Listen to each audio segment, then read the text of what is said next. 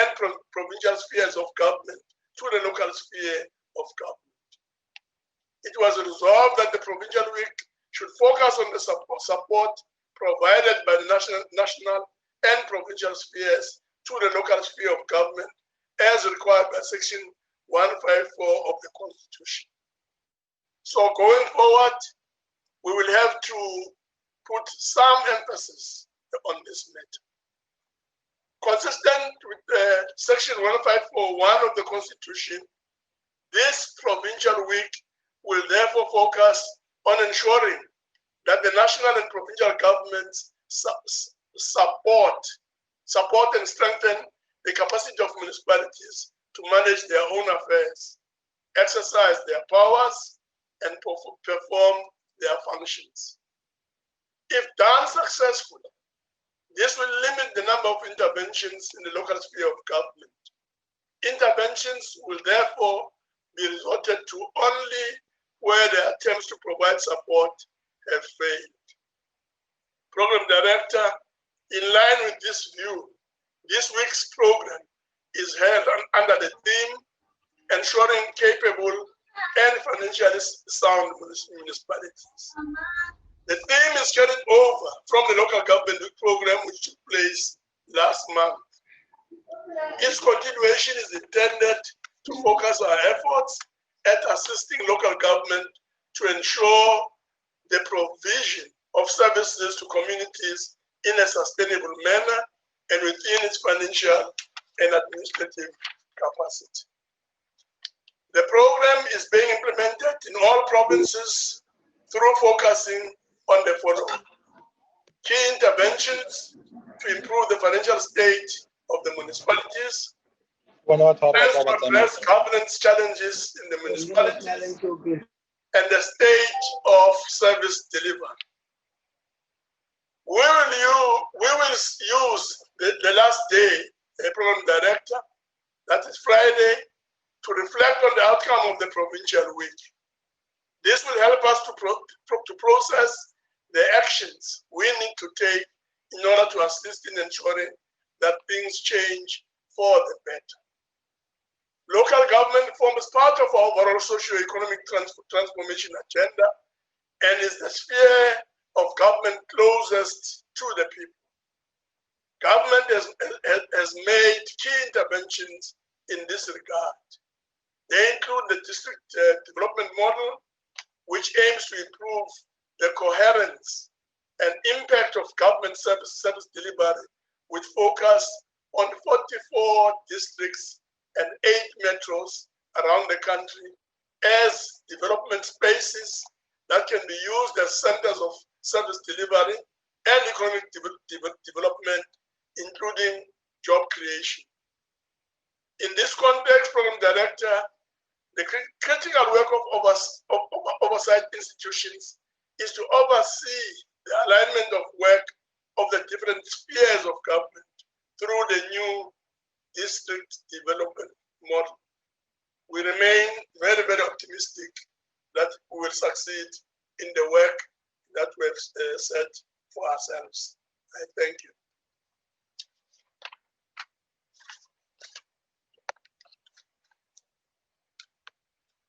Thank you very much,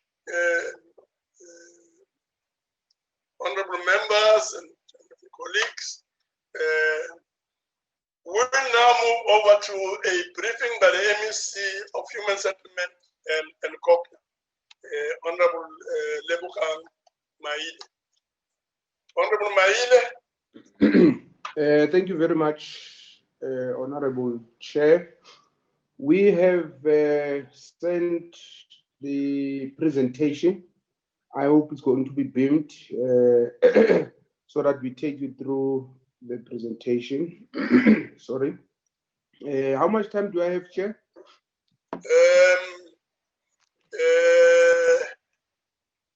It's from 10:10 to 10:55. Say about 50 minutes or so. 50. No, don't have to use all the 50 minutes. I know. No, it's fine. Or less.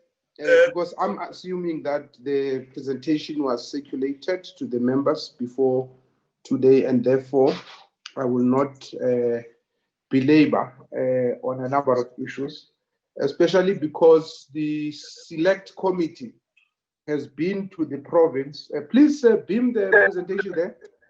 The select committee has been to the province, and last time when there was an opportunity for provinces to present as well. So there hasn't been much movement from the presentation we made last. Go to the first slide, please. So I'm not going to spend much time. The first thing we are reporting on is the audit outcomes of 2018-2019. And you will see we are indicating per municipality what has been the outcomes. You will see that Chuwani had the largest or biggest number of audit issues, followed by Johannesburg. But you'll also see that Citibank district has had about 80 audit outcomes.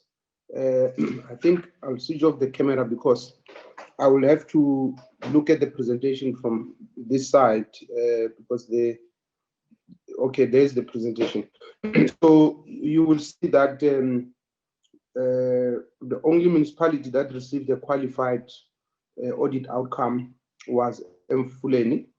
And the next slide details how we support the municipalities. We've got a provincial coordinating committee, and that provincial coordinating committee, amongst other things, is assisting with the development of the audit response plans and assessing the soundness of the plans to address issues raised by the AG, monitoring progress made by enabling municipalities to report on progress made in implementing the approved audit response plans, as well as progress made towards achieving clean audits, permitting stakeholders to present on progress made in supporting municipalities to achieve clean audits, streamlining and aligning support to municipalities from various stakeholders, and reporting to the provincial EXCO and national COCTA on a quarterly basis.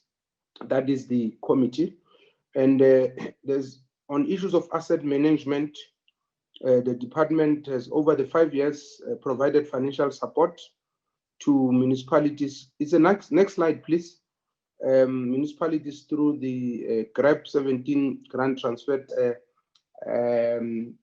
asset management project to support municipalities in ensuring that asset registers are compliant with the required GRAP standards. And this support was due to numerous material audit findings in the area of property, plant and equipment in the municipalities. And the project was a co-funding initiative together with the municipalities. It has assisted the municipalities like Lesedi, Mfuleni, Rand West City, and Mirafong local municipalities with additional capacity to compile these GRAP 17 compliant infrastructure asset registers in order to ensure a non-qualification in the audit report on assets. Achievements over the period. So through the support over the period, the project, municipalities have consistently been able to update and maintain their asset register in line with GRAP 17 requirements on an annual basis as required by Section 126, subsection A of the MFMA, which states that the accounting officer for a municipality must prepare the annual financial statements of the municipality, and within 2 months after the end of the financial year to which those statements relate, submit a statement to the Auditor General for auditing. Next slide, please. Next slide. So those are the achievements in detail. I won't go through them. I also won't go through the impact of the support. Members can see. Can go to the next slide, please. Next one. Next slide. On revenue and debtors management. So this is one of the areas that there's a huge challenge. And the biggest debt for the municipalities is Rainwater, Eskom, Rasa Telecom, and Transnet. And maybe in summary, all our metros at least are able to pay Eskom and Rainwater, all of them. Then there's 2 local municipalities which are also doing well. This is Sedi and Midval. All the other locals are not doing well, which is Mohale, Rafong, Rand West, and Mfuleni. Go to the next, please. So that will be the summary on the data. So those are the biggest data for the municipalities. Next. Next, please. Can you please go to the next slide? Next slide. We've got here a deployment in terms of how we are helping municipalities. As you can see, a team of experts to help various municipalities. But we also have a review, enhancement, development, and implementation of simplified revenue plans at Lesedi, Rafong, Mohale City, Midval, Mfuleni, and Rand City local municipalities. I won't take you through those details. Next. The audit correction of large power and water users billing data. This is one of the big problems. So the department is in a process of procuring services from skilled professionals to assist the municipalities to conduct an audit and correction of large power and water users billing data. The objective of the project is to support the identified municipalities with additional capacity to ensure correction of billing of these large power and water users. In addition, it is intended that the project will facilitate collection of revenue from large water and power users. Appropriate analysis methodologies will be used, or the methodology will be used to the following, but not limited to reading errors, gaps in data and bills, meter time change spikes, communication errors, incorrect tariffs, incorrect billing component, bill transaction trend anomalies, reading trend anomalies, profile disturbances. Next slide. Next one. So that will be the impact of the support. Next slide.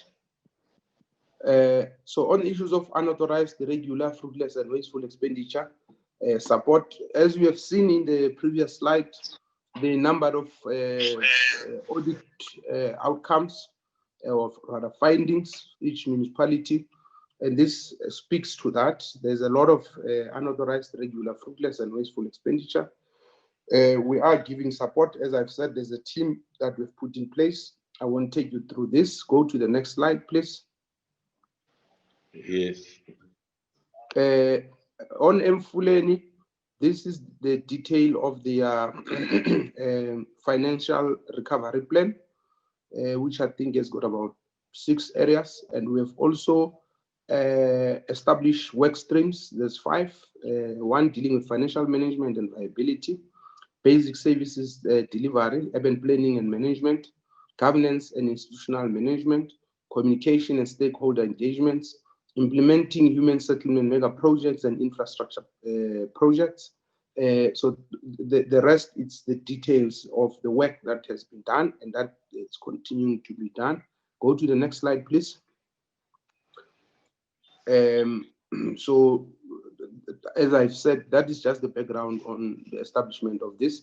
Next slide, please, of these teams that I've dealt with. And that is the progress. We've got a weekly engagement with mayoral committee to look at the matters and monitor the progress. Next slide, please. And the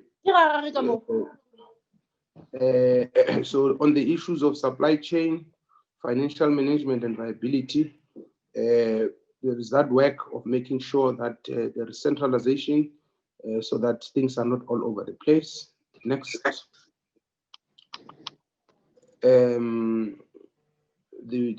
On the work streams, I have spoken about this in brief. I'm not going to go into detail. Next, please.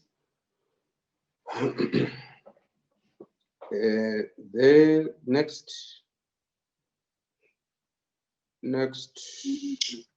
So those are the details per pillars of the, as you can see, pillar 1 was on governance, pillar 2 is on organizational restructuring. Next. Next. Pillar 3 is on effective human resource management. Next. Pillar 4 on infrastructure and service delivery improvement. Next.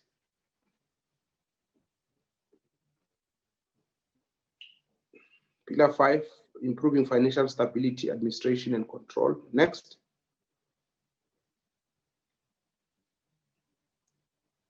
Restructuring of the budget. Thank you. Next. Because we had to make sure that the budget is orientated towards service delivery. And of course, we have to make sure that there's proper management of cash flow. Next.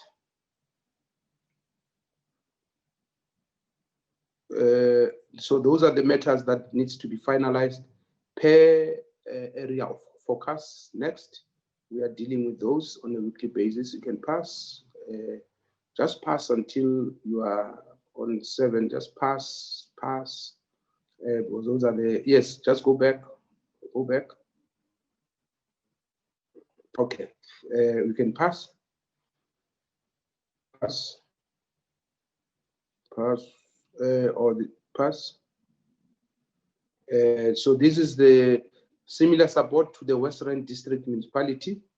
And the support has got the following areas: municipal finance support, municipal institutional support, governance support, infrastructure and service delivery support, disaster management and fire services support. So the detail in here, go to the next slide, basically deals with that. Next slide, please. Are you there? Next, please. So those are the details on municipal support. Remember the committee I've spoken about, which has been established in the province. Next, please. It's also helping them. And on issues of audit, dealing with predetermined objectives, we're dealing with those issues of HR, performance management system. We're dealing with those. Next, please. We're also dealing with capacity building. We're dealing with business process re-engineering, which enables municipal officials to re-engineer municipal-wide business process to short-circuit bottlenecks, minimize red tapes, redundancies, duplications, and time-wasting tasks and activities. Next, please.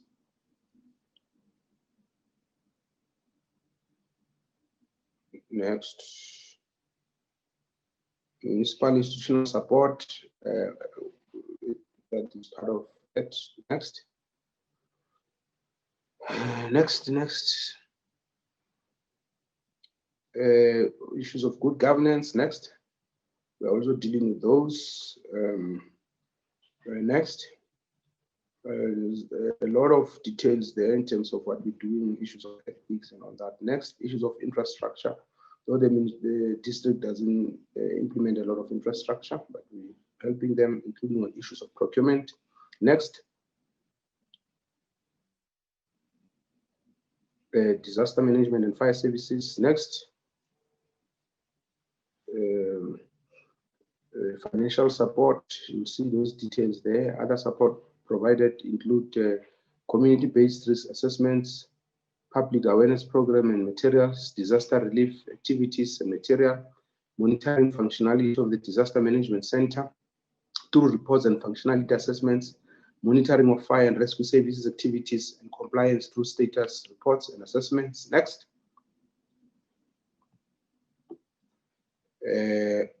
There's an issue of powers and function.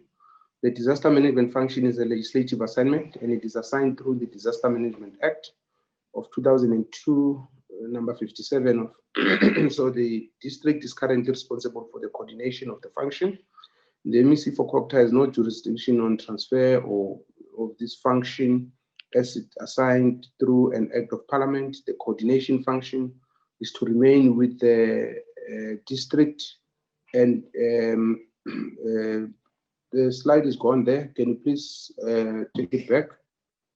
I was just saying on those issues, yeah. The district must ensure that it performs its disaster management function in line with what is prescribed in the legislation to avoid incurring avoidable expenditure. Next. And we will continue to support them. On the fire services, the function was transferred to the district from local municipalities, and the function is solely performed by district, not designated services. The MEC has the power to transfer the function in part or in its entirety. This is in line with the Municipal Structures Act. So the decision to transfer the function must be based on a business case that provides a clear determination on the practicability of transferring this function to local municipalities. At the same time, it is important to know that the coordination of the function remains an inherent responsibility of the district municipality, irrespective of the transfer of the function in part or in its entirety. Based on the outcome of the engagements and an assessment of this practicability to transfer the function, assessment of the rather transferring the function, a decision on the matter will be made by the MEC and communicated to the municipality. Next. Next. That was the last slide. So we gave a broad summary of all municipalities, and then we zoomed into the two that we are giving support to. Thank you very much, Chairperson. Well, thank you very much. I was just about to say next. Yes, thank you very much. We will now open up for discussion. Any important observation, questions, and comments?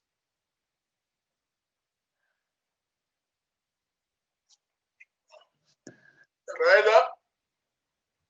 Thank you very much, Mr. Chairperson. Yeah, MEC, thanks for the presentation. It didn't tell us a hell of a lot except for next. But what we see in your presentation and what the reports are coming back to us are two very different things. Now, I mean, so let's talk about the elephant in the room, which is Mfuleni, of course. You've got a municipality that's just had the biggest civil judgment taken against them. They've been under the administration of your department, the provincial department, or for the last 2 years, in which time they've gone backwards. Service delivery is falling apart. Electricity outages for 3 days at a time. Water outages similar. You've got, and of course, the sewer issue we know about, and it's the intervention from the SANDF. They did some good things, but it hasn't helped the situation on the streets where the sewer continues to flow in the road. So that's Mfuleni, and I don't think you've addressed that issue at all. Then, of course, we've got the issue that, we've got the Chuwani municipality, where this morning the High Court has handed out a judgment saying that your appeal on that matter is rejected with costs, so you've wasted taxpayers' money taking that particular issue to court, and now the councillors need to be reinstated immediately, etc. So you've got a municipality there where the administrators are also being lambasted for not doing their jobs. They're costing a lot of money, and you've been messing the councillors around and effectively messing service delivery and specifically relationships with the community around for the last couple of months with your court cases, which have now been proven to be frivolous. Then we've got a letter that you sent to Johannesburg, to the mayor. That also got sent to me last night late, where you're raising some real concerns about service delivery matters in the Johannesburg municipality. You haven't raised these issues, MEC, and that's what we're here for. We're not here to hear the nice stories about, well, you know, district model and disaster management, etc. Let's talk about the real facts. Let's talk about where things are going wrong, because that's what we want to do. We need to fix these things. We can't sit in a situation where local government is allowed to collapse on our watch. We are here to intervene. We are here to find out what the problem is. And specifically, let's look at Section 139, where you are intervening. It's not working. We heard from Salga the other day. Section 139 interventions are not working. So tell us how we can strengthen the law.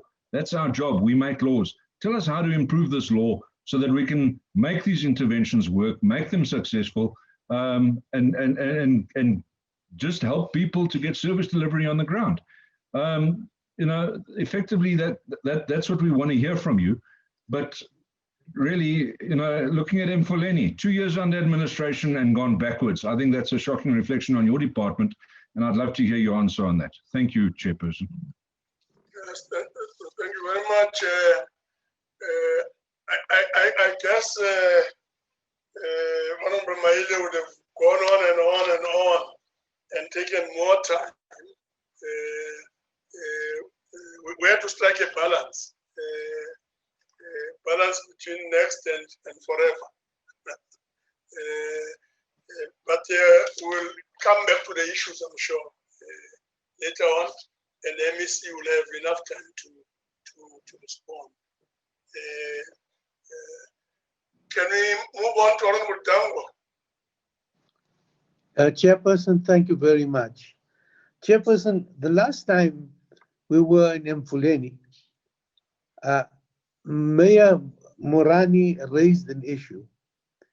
He said to us that the question of the sewer in the Vaal River system can never be resolved while unplanned settlements to the north continue unabated. To the north would then mean Johannesburg and Chuwani and the unplanned settlements there. And recently there's been very, very many of them. And that outflow is flowing into the Vaal River system somewhere or the other. Can the MEC indicate to us more or less from what date this has happened? It doesn't matter what the SANDF then does. They're doing a curative issue, but there's no preventative measures around this matter. Thank you very much. If I can get a response to that. Any other comment? Let's go to Kenan Samai. Thank you, Chairperson. Chairperson. Ne ke batla ho botsa hore MEC Maine am fitise fela hore go fly off dintlu tsela dia more than 10 years 5 years go disina batho ba ba dula motse batho ba rona ba dula di plastic mo pela ga yone dintlu tseo le mone ba thola metsi teng ba kwetse ga ba sa kreya metsi ke batlo tseba gore ba go batla re ho etswe yang gore batho ba rona ba thole dintlo go tsena mo di flateng tseo gobane ba agile di flat tse di senang batho and e nngwe ya bobedi ke batlo mmotsa yone ke batla ra mpolela gore ko Diepkloof zone 6 hostel batho ba e vandalized that hostel ga go sana batho ba ba kileng ba dula mo yone go tshwantse go etswe yang gore di property tsa government batho ba kgone go thola monyetla wa go dula mo tsone because they are agiwa at the end batho ba aba kengwe mo tsone go tenwa go batho ba tsaya mabati ba tsaya di window go tshwantse go etswe yang gore batho ba buele bo dintlong tsa rona ke a leboga Chairperson. Thank you very much. Honorable Baga.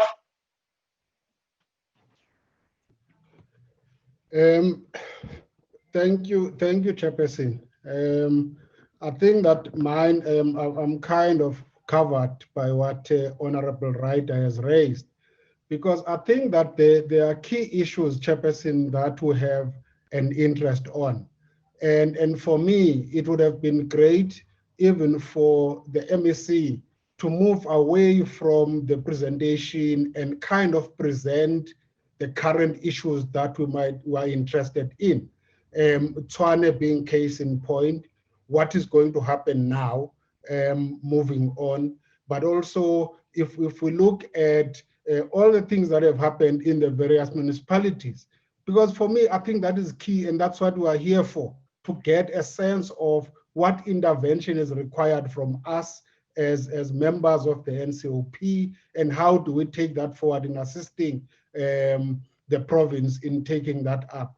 Because for me, I think other issues are by the way issues for me. They are not really critical. There are critical issues that we need to be assisting with. But I think I'm kind of covered with what Honorable Ryder has raised. Thank you, Chairperson. Thank you very much, Honorable Winning. Thanks, Chairperson.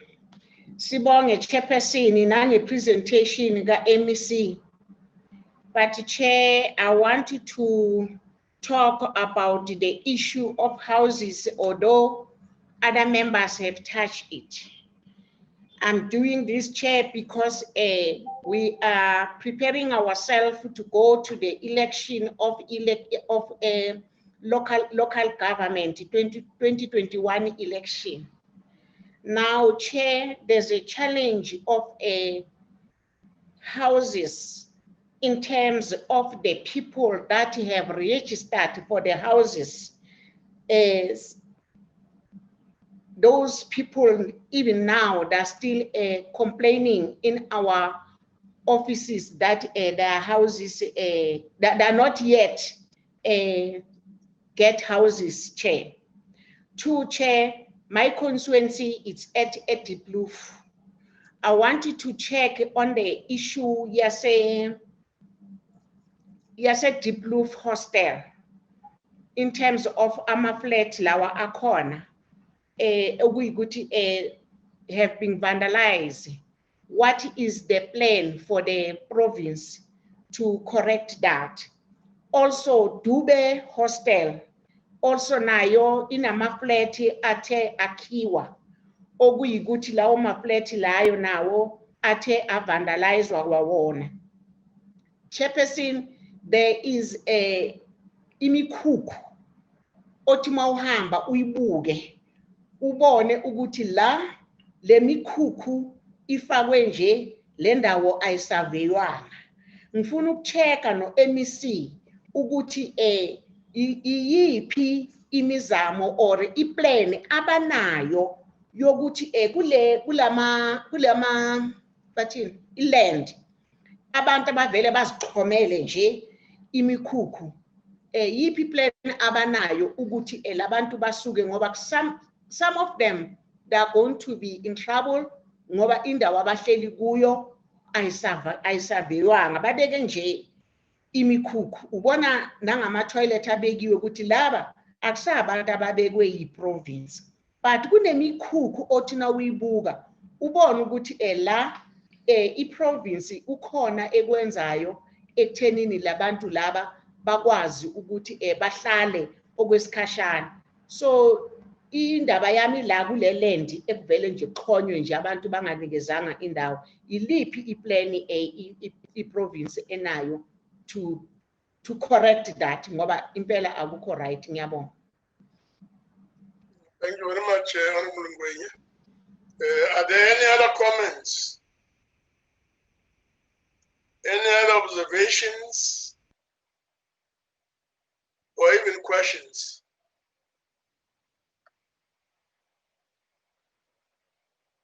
Okay, let's go back to the MEC and the team. MEC Maile. Thank you very much, Chairperson. I think I should start with there's one excited member there called Ryder. Member Ryder. Very excited and populist. And I'll deal with the issues that he's dealing with. And some of the issues are issues that have been raised. The issues of Mfuleni, when we met with the select committee, when we were introducing the new intervention team, we did explain in detail what were the weaknesses, Honorable Chair? So our assumption was that that report of the select committee, which the select committee anyway was not happy because there were a number of weaknesses, which we were the first to admit that there were challenges. That in 2018, when the intervention was put in place, it was not done properly. That's what we said. So that's the first thing we said in that select committee ourselves. And the select committee member, some of the members said it means the intervention has failed and all that. So we said there were huge weaknesses. So this year, sometime, I think 3 months or 4 months back, we then rectified those weaknesses that were not attended to in 2018. That's the first thing. And one of the things, Honorable Ryder, because I'm sure he was sleeping, he was not looking at the details. He says the report lacks details. If he can read the report, if he does enjoy the culture of reading, he will see one of the things we are raising in the report, Honorable Ryder, is that something that has never happened before. The MEC is meeting weekly. So those are some of the data there. It's there in the report. So I hope the honorable member will read the details. And he will see as well the financial recovery plan has got 7 pillars or 7 areas. Oh yeah, now it is. I think there's some board who said they should be in there. If yeah, no, just a minute, MEC. Can we just ensure that in our homes or wherever we are linking from, that the people in the background do not disturb the proceedings. I'm sure you'll do well to tell the children there and your relatives and whoever to please ensure that we have a bit of space to engage in and discuss these critical and important issues. Please proceed, MEC. Yeah, and linked to that, Chair, you know, I don't think we should be treated like kids to say, you should not have said this, you should have said this. Or we've got a framework that we receive from the NCOP. So we don't just put a report based on our common sense. The report we put in place and present is based on the framework that we're given. So if NCOP has said, don't speak of any other thing, just speak of these 2 municipalities, we would have done that.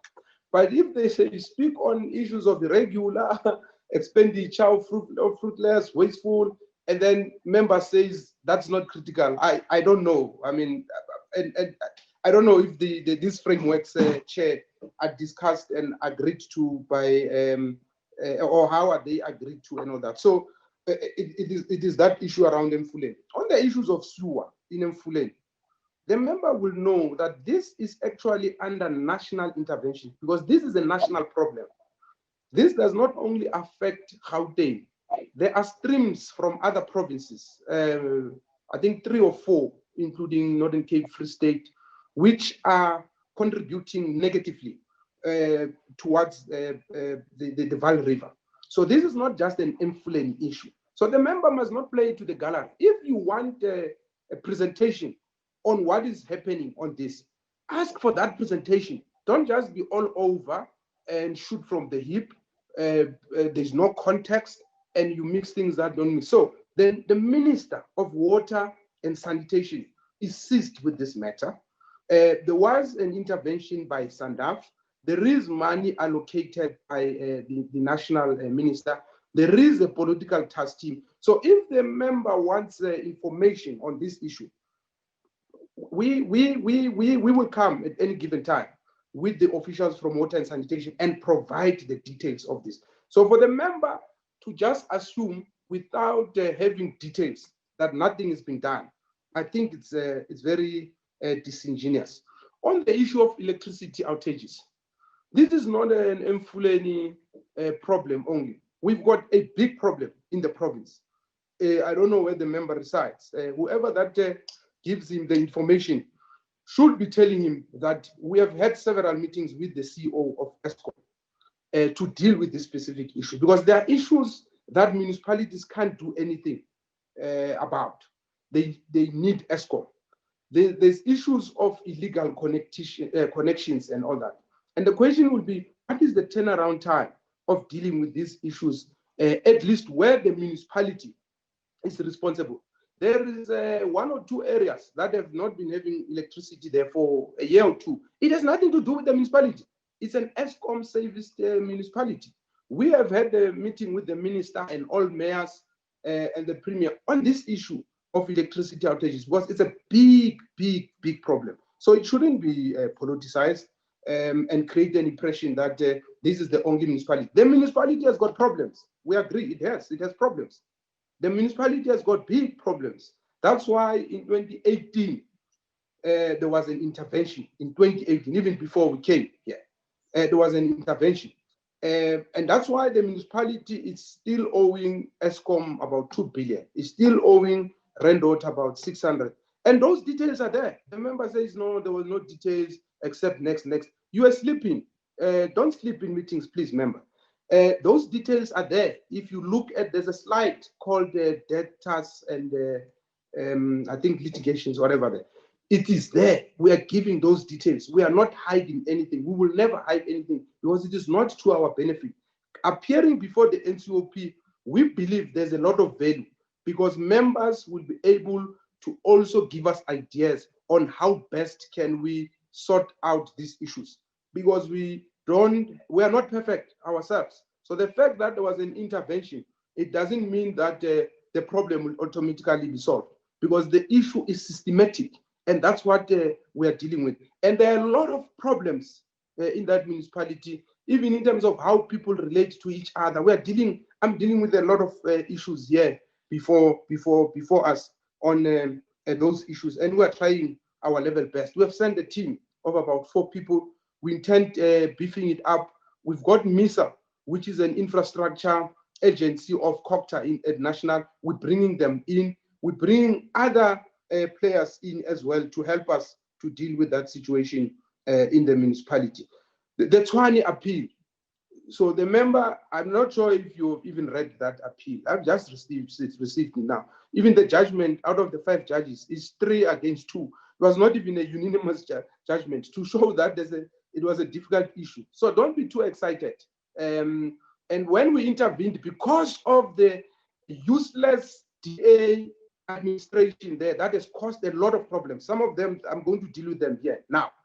We were forced to, our hand was forced to, by the DA in that municipality, because there was no cooperation. There were a lot of problems that were being done there. And by the way, by the time we leave, we will be leaving that municipality with a surplus of at least $1 billion plus. There's a surplus there. The intervention has helped. So this member, without the details, and we're not saying it is perfect. If you want to engage us on the details of that intervention, we will engage you. So don't come here and create an impression that we don't know what we're talking about. So this judgment that we're going to study, by the way, is a 3-2, is a split judgment. I don't know if you've got an understanding of the law and what this means. It means it was a very difficult issue. So for you to create an impression that we just woke up and appealed the decision without thinking, it is very disingenuous and disrespectful, by the way. Anyway, you will know, I don't know, do you understand what was before the Supreme Court? Because what was before the Supreme Court, what we had appealed was the enforcement of the judgment. So it means now it is going to be enforced. However, there were constitutional matters that needed the Constitutional Court to clarify. We have presented those before the Constitutional Court. They have had the matter, and they will be coming back to us on those issues. We are not obsessed with running municipalities because it's a lot of work. We've got many other things we want to do. Our approach is to be proactive and to provide Section 154 support to all the municipalities. So, and we're unlikely anyway to even appeal it to the Concord, and we will let the judgment be implemented. Because if we're wasting taxpayers' money, we will be appealing it, by the way, so that it is suspended. But no, we're not going to do that because we have had our day in court, in the Constitutional Court. And if you want to know, I can take you to Chuwani and look at how the DA has messed up, not just in Chuwani, Johannesburg. Mamgwenya and a member Dango are raising the issue of illegal settlements, land invasions. Our biggest problem in Gauteng, it is in Chuwani and in Johannesburg, and it's not by accident. There's a trend which we can demonstrate. Since 2016, the number of settlements that are informal and that are illegal have been rising in Johannesburg and Chuwani. And why? Because the DA-led municipalities in the two cities were in cahoots with the EFF. They looked away when the EFF encouraged people to do this. They disestablished units that we had, which were called land invasion units in these two municipalities. That's why there's been the rise. If you look in Ekurhuleni, the problem is not as rife as in Johannesburg. It's only now that we're trying to deal with that issue, both in Johannesburg and Chuwani. So the honorable member must understand what he's talking about. If you want us to go for a walkabout, we can go to Ekurhuleni and we can show you since 2016 where the problem has, where there's been a problem, which is not as big as in Johannesburg. I don't know if you have been to the south of Johannesburg, Member Dango is in that constituency area. We are dealing with these issues on a daily basis as a result of a DA-led municipality failure, not just in Chuwani, in Johannesburg. So if the member wants to play politics, I don't have a problem. Any day we can play politics. But if you say, as you claim, that you want us to deal with the issues, then let's deal with the issues. I just wrote a letter to the mayor of Johannesburg yesterday. What is there to talk about? What do you want me to say? Because I've written a letter and I'm waiting for the mayor to respond. So what do I take to the committee that I wrote the letter? So what? But if the mayor writes me a response and we make a determination whether we investigate or not, then there will be something to tell to the committee. We have conducted an investigation in Sidibeng. We have not yet released that report. It's going to the EXCO tomorrow.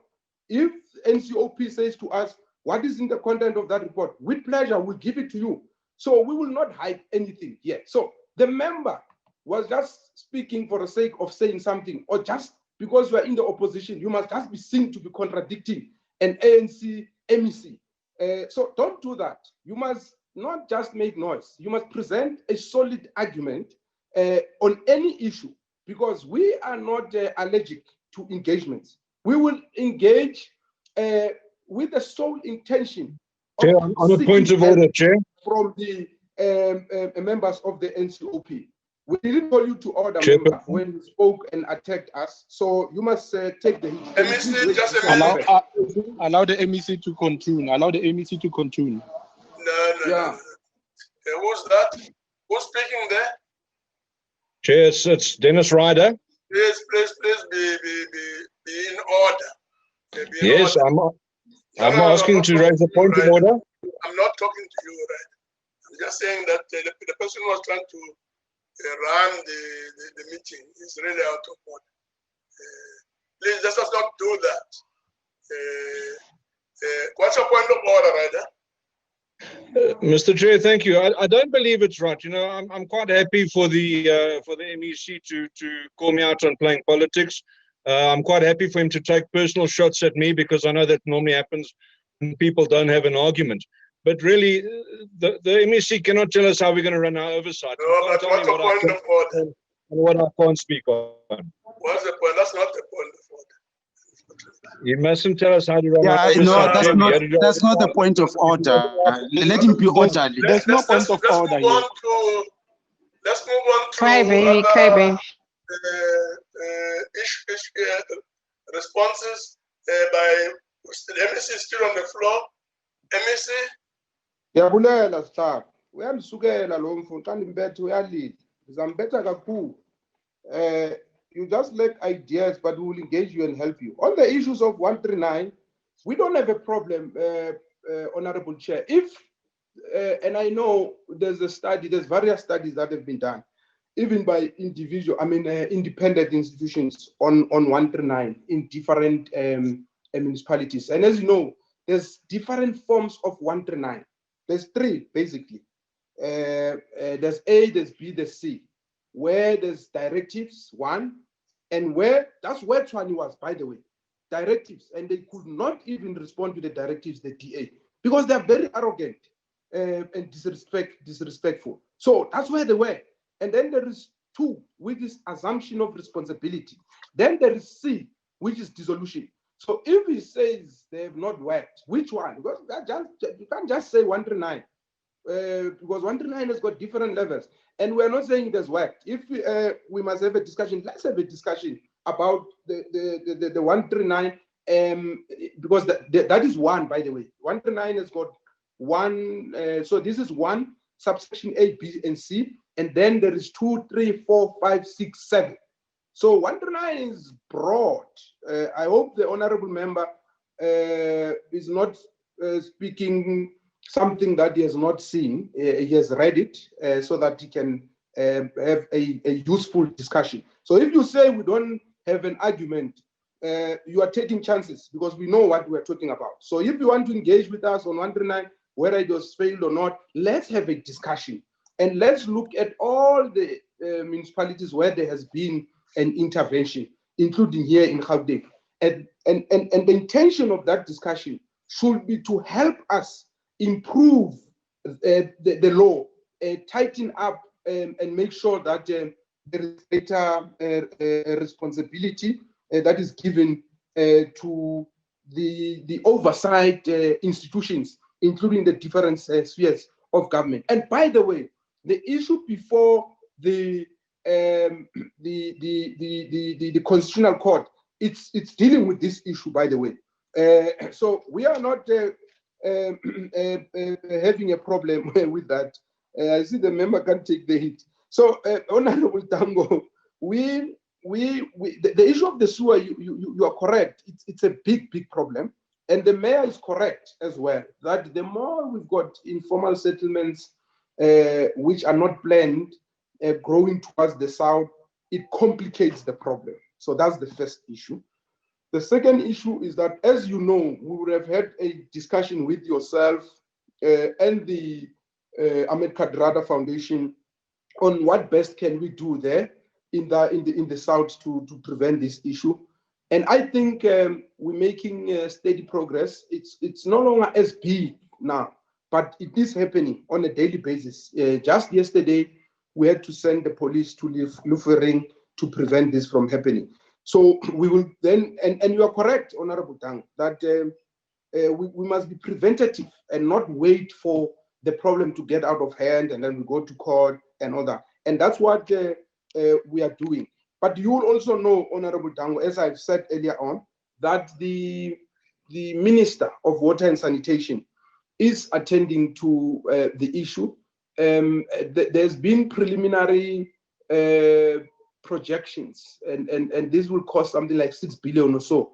It's what the municipality can't afford, and because this is a national problem, it's receiving the attention of the national government. And I will advise Honorable Tango that maybe through the select committee, we could get the water and sanitation to present on this issue, so that the NCOP and maybe the portfolio committee can put pressure on government to move fast, because the problem has been there for a very, very, very, very long time, and it's getting out of hand. So your comment is noted, and we will also take it up whenever we have a min-max, which is something we have done previously. Thank you very much, Honorable Tango. Honorable Mutsamai, the fear of, this is another, if you like, and if I was to play politics, another failure of the DA-EFF coalition government in Johannesburg. Because when these houses were built, the province gave the municipality money many years ago, to build these houses. So this is a project that is being implemented by the municipality. And the reason why the province did that is because the bulk infrastructure function is the responsibility of a municipality. Their USDG grant caters for this, and there was an expectation that the planning would be seamless, and therefore a province will provide money for top structures. They will then deal with the bulk infrastructure. So the then municipality, led by Mayor Parkstow, had committed to that. They had budgeted for that. But then came some clown Michael Jackson with short trousers called Herman Mashaba. He came there and then he disregarded this project and many other projects, despite the fact that there were houses there. And then the problem escalated to what we've seen recently. But you will be glad to know, Honorable Mutsamai, that in this financial year, the municipality has set aside 70 million to address that issue of bulk-related matters. They need 100 plus, I think, and in the next year or during the adjustment, depending on how the project moves, they will be able to do that. Then they would have solved the problem. People will be able to go into those houses, because we couldn't allocate people flats where there is no electricity. It could be disastrous. You know, we've got many other social ills in our society, like GBV, rape, crime, and all that. So we couldn't be irresponsible. So there are those houses that are standalones, which the municipality has decided to allocate, and they've allocated those to the rightful owners. I know there was an attempt to illegally occupy. One of your MPLs in the legislature was trying to convince me that we should not evict people who have occupied illegally. And I said, we're not going to do that. We are going to evict them so that the rightful owners must take ownership of those houses. This is a matter that the municipality is dealing with, and we are satisfied with the explanation they've given us and the fact that they've set aside money. The problem of hostels and the projects that have been finished and been vandalized, the same issue that Mamu Ningwenya is raising, Deep Kloof to be specific, Dube, and many other hostels. The problem was a policy matter, because these are called CRUs, the community residential units. When they were built a few years back, the policy was that the people in the hostels will have to rent. So this would have been a rental stock. But unfortunately, most of the people resisted this and could not afford a rental. And these were left unattended, hence they were vandalized.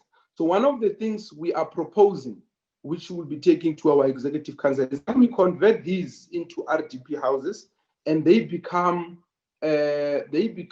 part of the RDP giveaways. And we don't just give people who are in the hostels, we also give people who are in the communities to deal with the backlog of the list, as Mamungwenya is saying, because the backlog is growing every day. And there's an explanation to the growth of the backlog. I'll come to that.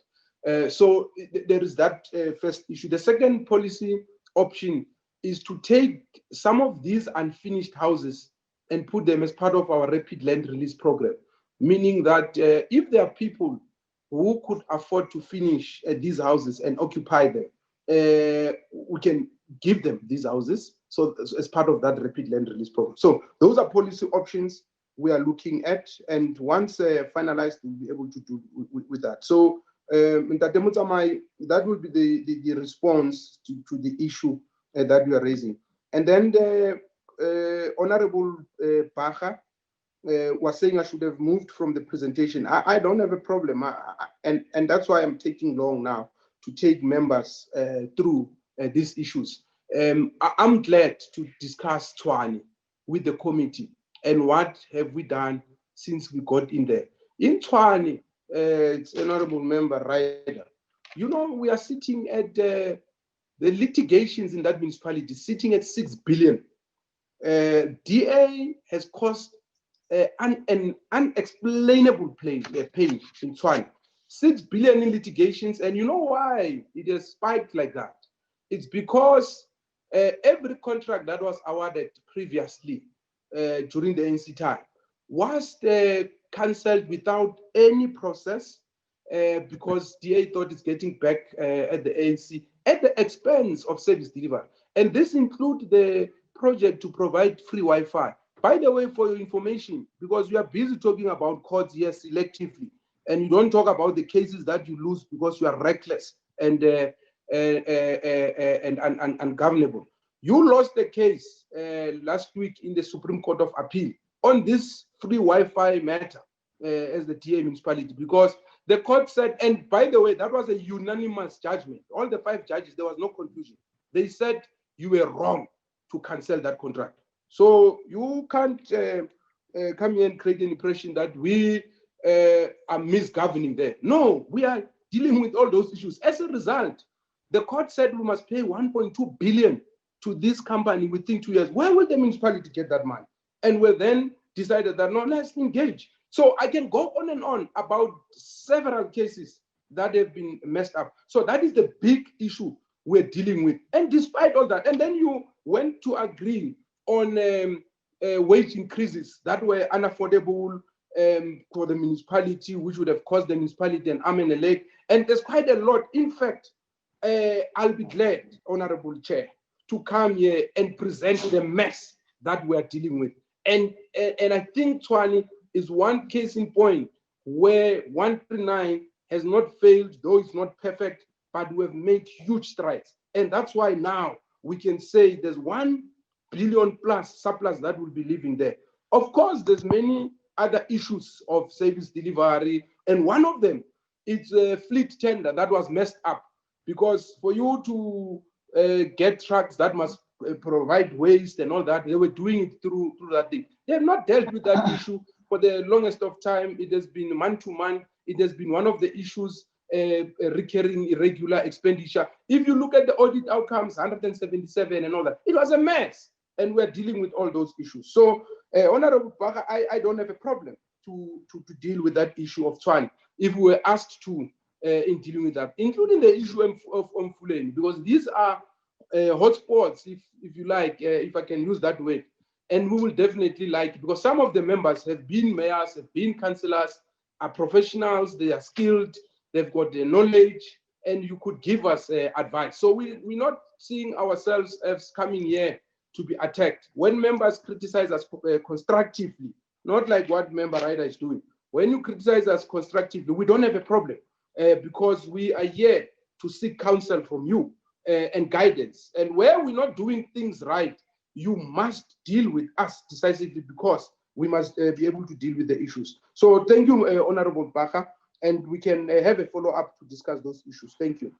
Mam Ngwenya, I've partly dealt with the issue, but also there's an issue of the list. There's people by 96 who are still not yet sorted for a number of reasons. One of those is corruption, and that's why we have also expelled few officials in the department in relation to this. But some of the people have sold their houses, they were given. So it's a bit complex, but we are attending to it. But it's also complicated further by the fact that we have limited resources in terms of building of these houses. For instance, our list, the backlog is sitting at about 1 million because there's about 300,000 people who come to Gauteng every year. And this list is a moving target. But when you look at our budget, we can only build about 20,000 houses. So it's a big problem. And hence, we are looking at various interventions. Some of the people who are on the list is people who can afford to build for themselves. So we are presenting the Rapid Land Release Program as an alternative where we give people stands and they can build for themselves, because the reality of the matter is that we will not be able to build for everyone. So those who can build for themselves, let's encourage them and let's get them to be part of this Rapid Land Release Program. The issue of informal settlements, Mamwini, you are correct, and I've dealt with it partly as well when I was answering a question yaga Honorable Dango. It is out of hand, especially in the south, and I think the reason you raise it is because that's your constituency there, and you see it every day. And as I have explained, why it became worse in the last few years because of the useless DA. Thank you very much, Chair. Thank you very much, MEC. We will now move on then to the next presentation, and we'll engage in the discussion thereafter. We'll now call on MEC for Finance, Honorable Naman Tungo Moraleuko. Thank you, Chairperson. Chairperson, I would like to greet the colleagues and all the honorable members that are here, and the staff of the NCOP and the staff of the Gauteng provincial government and the legislature. But Masondo, I am not going to present, but I will hand over to our DDG, Owen Vetboy, to take us through the presentation. Then if there is anything that members wants to be clarified, I will definitely do that. Can I hand over, with your permission, Dada, to Owen to fly to the presentation and go through it? Thank you. Owen? Thank you very much, MEC. Good morning, Chair, and good morning to the members and the MECs, all protocol observed. Chair, I will just try and see if I can share the presentation from my side. Just bear with me.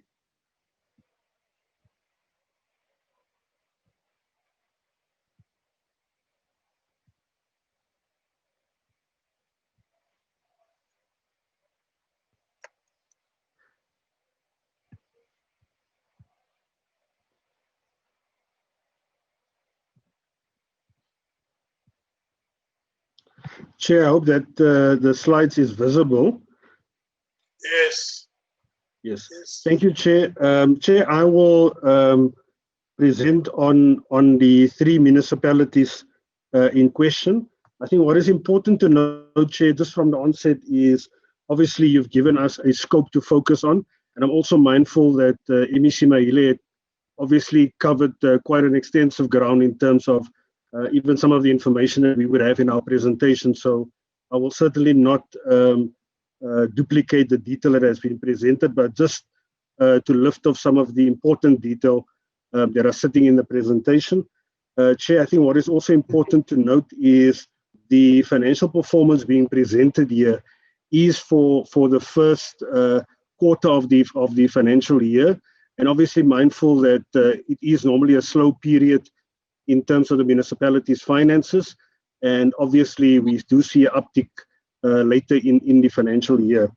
The other thing I just wanted to mention, Chair, is very important to note is that in terms of financial management oversight, we certainly share that oversight role with the National Treasury. So in terms of the City of Chuwani information, the National Treasury has provided that particular detail in terms of the slides, and Chair will just guide me in terms of how we need to share that information. I will try and as best as possible to also relay that information that was shared by the National Treasury in terms of the City of Chuwani. Chair, and then what is very important also to note is in terms of the slide presentation, we're also focusing obviously on the audited results, particularly in the case of Mfuleni, seeing that Mfuleni's results was released later than the rest of the municipalities. Chair, I'll try to be very brief. You'll guide me in terms of time. Chair, I will start with Mfuleni municipality, and MEC Mahile has spoken quite extensively in terms of what's happening in the City of Chuwani. I'm just going to focus in terms of the financial performance year to date. When you look at the total operating revenue for the period under review, collectively, Mfuleni have billed and collected about 29% of their revenue. There are certainly some of the revenue streams where we do see a better performance than some of the other streams, especially around electricity revenue. When you look at it also in terms of rental facilities, although it's very small amounts, but certainly there has been some improvement in terms of revenue collection. And I think just linking on to another slide that's coming in terms of COVID, that has also impacted on the revenue collection in Emfuleni municipality.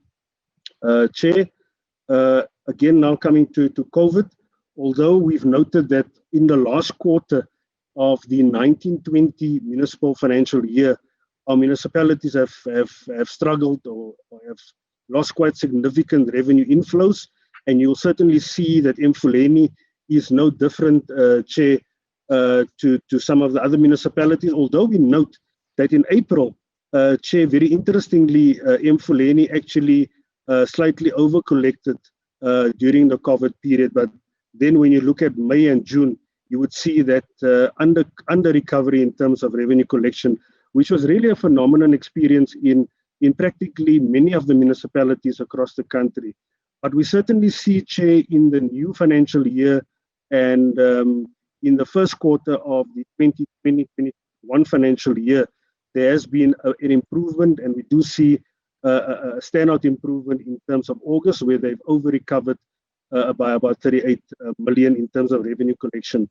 Certainly, Chair, the revenue management environment in Emfuleni is certainly an area that is experiencing challenges, but working very closely with Kokta and MEC Mahile's team, we have really focused on a single and integrated revenue management strategy, and that we believe will assist in terms of the revenue value chain in the municipality and improving that.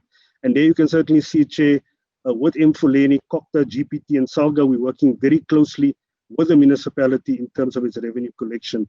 And as MEC has indicated, apart from the meetings that the MEC also have at the political level, there's also at the technical level, Chair, a number of engagements that take place regularly to focus on the finance, supply chain, infrastructure side, and the improvement in terms of that. Chair, you can see here we have or the municipality has a revenue war room that meets bi-weekly to monitor the action plan of the strategy that I've spoken about. Now, certainly, Chair, obviously, given the impact of the economy in Emfuleni, certainly that has got an impact in terms of the revenue collection. But certainly, Chair, I think take the positive out of the slide where we have seen some improvement in the first quarter of the municipal financial year. Chair, if I can just go to the cash flow. Now, earlier I spoke about the billed revenue and what a municipality has collected in terms of billed revenue. But when you take all of the other revenue into... Excuse me a second. Can you share with us the slides that are being presented? Because I think it's important that they show it to us, but it's also important that we have printed out copies for ourselves. For when we do the assessment, we actually have got these figures on hand and not going to do guesswork. Thank you very much. Now, the point is noted. Yeah. Please proceed. Okay, noted. Certainly, through MEC's office, I'm sure we can make the slides available, Chair. That should not be a problem. Chair, so what I'm mentioning there is when you look at the overall performance in Emfuleni, although we do see a constrained environment, there is certainly areas of improvement. And as I've indicated, COVID and lockdown have certainly, added to the challenges being experienced around revenue collection. And currently, the cumulative outstanding debt is standing at about 5 billion by the end of Q1. And we're hoping, Chair, that with the interventions that we are making with the administrative team, that we can certainly zone in on some of these areas of collection. Although, Chair, I think one is mindful that, and as MEC Mahile indicated, some of yourselves were councillors and mayors before. I think one is clear to say that if a revenue is older than a certain aging period, that it really becomes difficult to collect some of that revenue. But nonetheless, the revenue team is certainly focusing on collecting as much revenue as possible to assist Emfuleni municipality in terms of meeting its financial commitments. Chair, if I can go to the next slide, just in terms of operating expenditure. So obviously, when you look at Emfuleni, the big focus has been around obviously employee-related costs. Expenditure has also been up around especially the bulk purchases, and obviously with the accounts due to Eskom and Rand Water, that is certainly some of the if I can call it, the expenditure pressure points that Mfuleni municipality is experiencing, Chair. Chair, just in terms of the next slide, in terms of capital expenditure. So here we've basically, in the municipality, has basically used the straight line method in terms of, the capital expenditure over the financial period. Now, for the first quarter, the performance have been extremely low. And if you compare it, against the previous financial year, where we have seen a bit of an improvement. But I think, Chair, the COVID period has certainly impacted this environment as well, because there were certainly constraints in terms of the procurement processes and obviously putting tenders out in the public domain, and that has certainly impacted on the Mfuleni side. But I think also, Chair, the challenges that have been experienced in Mfuleni around the infrastructure side, and that's why the administrative team is focusing specifically on this area to try and improve the implementation of the capital program of the municipality. Chair, if I can go to the debtors, I've mentioned that the debtors is standing currently at 5 billion rand. If you look at the breakdown of the debtors per customer group, the biggest debtors is sitting in households, followed by business and government to a small extent in terms of what is being owed to Mfuleni municipality. Chair, one of the things that we are working with Mfuleni, especially in terms of the bills that we receive, is some of the properties that are sitting in the municipal accounts are not in the asset register of the national and provincial departments of infrastructure. So certainly, as part of the work, and we've got what we call a debt management committee, that is a structure made up and co-chaired with COCTA, that we do with the provincial departments and the municipalities, and not only Mfuleni, but for all of the municipalities in the province, where we try and mitigate and manage the commitment in terms of government debt that is due to municipalities. But certainly, Chair, you can see government is owing at the lower end of the other categories of debtors, and certainly we are making our strides in terms of meeting our commitments to Mfuleni municipality. Chair, just in terms of the creditors, as I've mentioned, Eskom and Randwater, and MEC Mahile has spoken at length about the Eskom and Randwater accounts, and certainly you can see, Chair, those are of the bigger bulk that are making up the creditors and the aging creditors over a 90 days period. And certainly COCTA is leading on this front in terms of making sure that we get to some level of agreement with Eskom and Randwater in terms of how these accounts ought to be settled going forward. Chair, one of the things that the National Treasury has made a particular requirement was around the signed payment agreements, especially where municipalities are tabling unfunded budget. Unfortunately, in the case of Mfuleni, given the creditors that are due, it has certainly made the budget an unfunded budget, because the creditors and the accruals are over and above the baseline of the municipality. I think also to note that the large power users are continuing to pay directly to Eskom in terms of the debt that is due to Eskom. Chair, just in terms of government debt, this is just a breakdown in terms of what Gauteng government is owing Mfuleni municipality. Chair, I think the important things to note here is the efforts that we've made around Section 20 and 21 schools. Also, just to note that there is challenges in Mfuleni in terms of the submission of the invoices, but as a debt management committee and the administrative team, we are currently working on resolving some of these invoicing challenges, because if we have those challenges, we can't pay Mfuleni what is due to them. So certainly that's a focus area at the moment, trying to resolve that matter. Chair, if I go to the conditional grants, Mfuleni on the provincial side have received grant allocations for the recapitalization of community libraries plan, also on the mixed side and the INAP side. And you can certainly see, Chair, of the amounts that have been transferred year to date. And this is also a particular area in the technical part of the administrative team, where there is currently a focus in trying to implement these projects that are linked to this intergovernmental funding that the municipalities are receiving. Chair, just in terms of the budget, Mfuleni's budget amounts to about 6.3 billion. They have a deficit budget, and as I've indicated, because of the ESCOM and the rainwater accounts and some of the other creditors that are sitting there, it is pushing the budget to a deficit state. The total capital budget is very much grant dependent and with very limited and low internal contributions, and mainly because of a lack of funding for infrastructure development and maintenance. So most of Mfuleni's capital budget is being externally funded, Chair, because of the constrained fiscal environment in Mfuleni.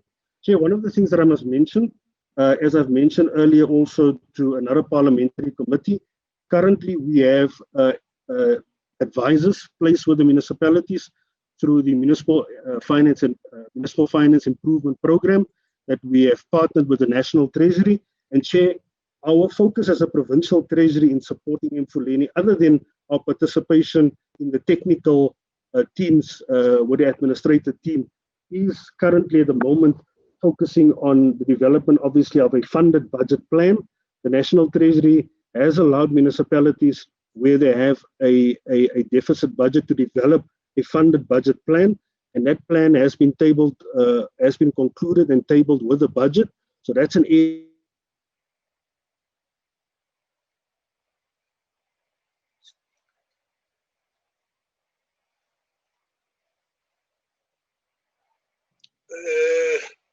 We seem to be cut. I'll ask the table there to assist. Please proceed. Owen, sorry.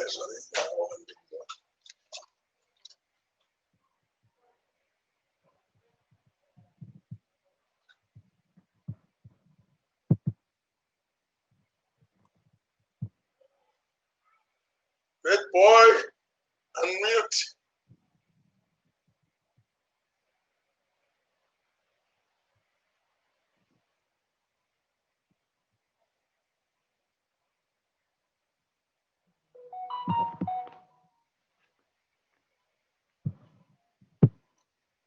We'll ask Chairperson. MEC and Red boy there to proceed. Chairperson. Yes. It appears that Mr. Witboy has lost connectivity, so he will reconnect.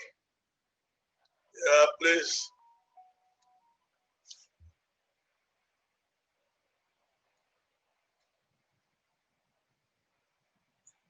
About the Ghana, coming back, what boy? Let's say any luck? What you already written, Jason. So this we can go very fast forward. So we need an offer.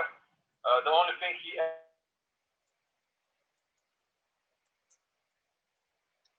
No, I can't hear you. Sir, he's rejoining. Hello? Chairperson, we are waiting for Mr. Witboy to rejoin. Yeah, whilst I'm waiting for him to rejoin, can we have a presentation by Councillor Musiwa Mudisa King? So we'll proceed and we'll link up later.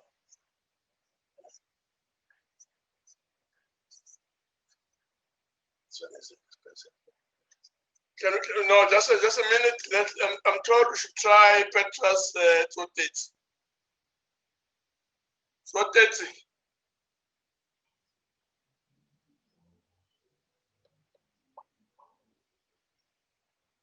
Toteti, are you there? Yes, Chairperson. Can you hear me? Yes, I can hear you. Can you hear me? Can you hear me? Can I continue then? Please proceed. Thank you, Chairperson. Chairperson of the NCOP, Honorable MEC of Cocktail Finance, Honorable members of the NCOP, members of the Provincial Executive Mayors, members of the public, ladies and gentlemen. It is a distinct honor and privilege for me to address this gathering convened under the theme Ensuring Capable and Financially Sound Municipalities. Chairperson, as an introduction, local government has come under a lot of scrutiny recently, perhaps necessary so, as this is the most visible sphere and at the coalface of the people. In addition, our system of wall-to-wall municipalities means that all developmental work Chair, apologies for the loss of connection. It's Owen Witboy, Gauteng Treasury. Oh yeah. So that's apologies. Let's try and get Owen Witboy to conclude. Okay. But no, so that's just wait a bit. Let's have what that boy concluding. That boy. Thank you, Chair. Please proceed. Chair, thank you. I'm just trying to see if I can flight the presentation. Just bear with me.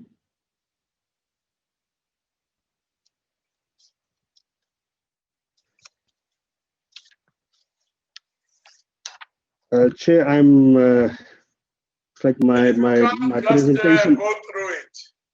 Can I just go through it, Chair? Can you take an oral? Can I orally give the input? Please. Okay, perfect, Chair. Perfect. Chair, so I was still on the budgeting leg, and I was indicating that we have a technical support on the ground, Chair. So the current focus at the moment is on the budget.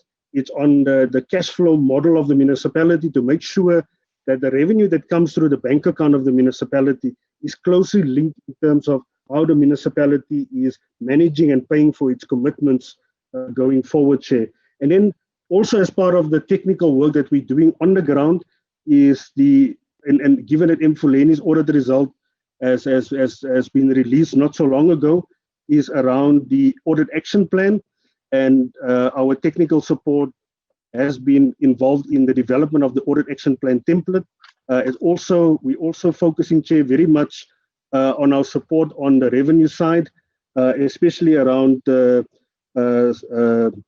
operating procedures around that.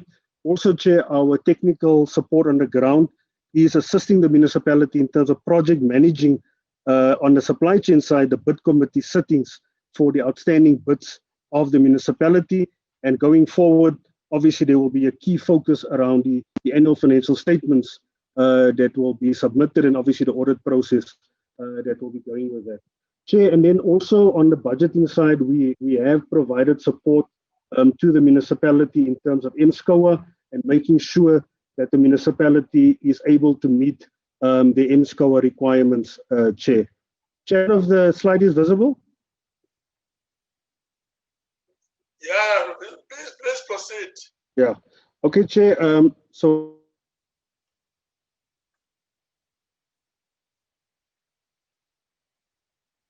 even if there's a problem with the slide, just keep on talking.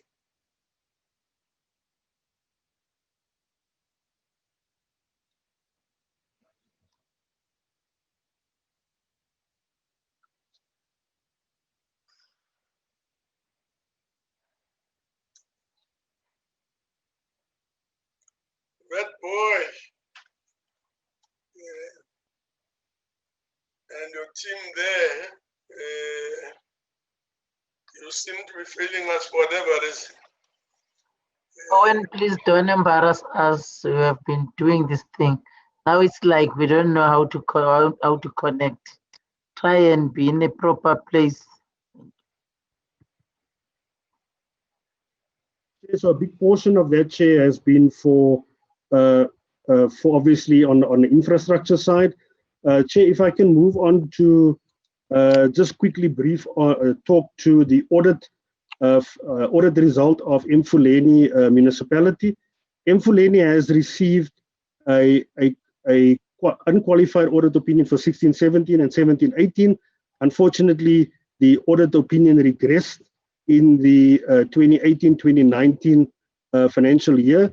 And Chair, it was mainly as a result of the municipality not being able to provide documentation, especially also when you look at, for example, the improper accounting and disclosure of community assets, PPE. There was also an issue around the audit evidence around distribution losses, and also the non-submission of audit evidence in relation to irregular expenditure. So all of that, Chair, unfortunately had resulted in Mfuleni's audit result regressing for the 18 financial year. But this is certainly an area where we are trying to put a particular focus, Chair. Chair, then just in terms of the disciplinary boards, although Mfuleni has created a disciplinary board, the disciplinary board is still not functional, and we have not seen any cases being reported through the annual report. I've indicated that the budget still remains unfunded and unsustainable, and obviously with our technical support on the ground, that is an immediate area we want to address, but certainly it's going to take us a little bit of a journey over the NTF period. Also, Chair, I think one of the important things to note is around the outstanding creditors, and also to note the efforts that are being undertaken by COCTA, working with ourselves around Eskom and Rand Water to get a payment arrangement in place so that the municipality can make regular and predicted payments to Eskom and Rand Water going forward. Chair, and then if I can just quickly move on to the next municipality, which is Sedibeng municipality, Chair. Let me just try and see if I can share it. Chair, so in terms of Sedibeng, obviously it doesn't have the debtors information and obviously consumers as you would see in some of the other local municipalities. Chair, so their budget is quite small in comparison to Mfuleni. The operating revenue budget amounts for about 417 million, and in terms of what they have received to date is about 35%. And as I've indicated, Chair, the budget is mainly made up of transfers and intergovernmental transfers from national. Also, what we are seeing in the municipality's budget is obviously its agency function on which it has to collect licensing revenue for the province. And during the COVID period, obviously that has had an impact on that side as well. Chair, if I can move on to just the cash flow. Obviously, with COVID, it has had an impact on the revenue side, as I've indicated, on the licensing function, and that has obviously had an impact in terms of how the municipality is able to meet, obviously, its commitments externally, Chair. I'm going to skip this slide. Chair, if I can go to the capital expenditure, again, as in the case of West Rand, there is no major infrastructure projects that are sitting within the district municipality, and that's why we are seeing the performance as we are seeing. Certainly, from a year-on-year perspective, it is definitely slower than the previous year, and we would certainly want the municipality to focus on this particular area. Chair, then just if I can skip this slide in terms of debtors. I mean, there are no debtors as you would have in the case of your local municipalities who are providing for services. The debt that we see here is purely the intergovernmental debt that is due from Mfuleni to the district for services that the district is rendering to Mfuleni municipality. Chair, then just in terms of creditors here, the major creditors is the licensing fees that are being owed by the municipality to the Provincial Department of Transport. And there is quite a big amount that are sitting there, and there are no payment arrangement in place as yet. And certainly, Sedibeng can maybe just also indicate to us what their current discussions is with the provincial department in terms of making sure that the licensing fees is paid over to the province. Chair, this is just in terms of the grants that the district is receiving, HIV/AIDS, youth development, as well as on the rural roads and asset management side. Chair, I think one of the things that is commendable in the district, although the allocation was only due towards the end of September, the district took the initiative still to implement some of the programs that are related to these grants that has been allocated to the district. Chair, then moving on just to the rollover applications. Unfortunately, Citibank had made an application for the Boipatong Monument and Youth Development grant. Unfortunately, it was rejected because we did not receive any proof of commitment. However, the municipality was allowed to appeal, and they've done so. We are currently considering that appeal of the municipality, and that allocation is about 621 million. Chair, just in terms of the budget is unfunded. The municipality, working with ourselves, have developed a strategy and a support plan over the MTF period to try and get the budget to a funded point. But as you know, Chair, and the committee members, there are some policy matters related to the funding model of the district that need to be considered to get the district to a viable position. And I think that matter has been made in the previous presentation, Chair. Chair, also one of the things that we are obviously concerned about is around the, sorry about that, Chair, is around the organizational structure and the cost of the organizational structure on the budget of the municipality. I must indicate, Chair, MEC for Finance has met with all of the mayors where there were unfunded budgets, and those strategies of all the municipalities were presented to the MEC, and it was tabled with the budget in council, and we as Provincial Treasury are monitoring the implementation of those turnaround plans in terms of getting the budget to a funded point. Chair, we've also provided assistance in terms of compliance with NCOP. Chair, Mfuleni, Citibank municipality has received an unqualified audit opinion for the last 3 years. In terms of unauthorized, irregular, and wasteful and fruitless expenditure, for 18-19 that amounted to about 16 million. On the consulting services side, consulting services were mainly on infrastructure and planning and legal costs, as you would see in the slide, Chair. Chair, just in terms of the financial health assessments, now as a Provincial Treasury, we conduct regular assessments on the financial health of our municipalities in terms of the MFMA, and that we share with a number of stakeholders. We've also shared that with the MEC for COCTA, and MEC of COCTA has taken great strides in this area in meeting with the municipalities that have shown signs of financial distress and have developed turnaround plans, which we are currently finalizing with these municipalities. And we're hoping, Chair, with these additional measures, and really we see the financial turnaround plan or the turnaround plans that we develop as a proactive mechanism before getting into a point of intervention. And there are specific focus areas in these turnaround plans that will be assisting the municipalities in meeting and managing their responsibilities in terms of the law.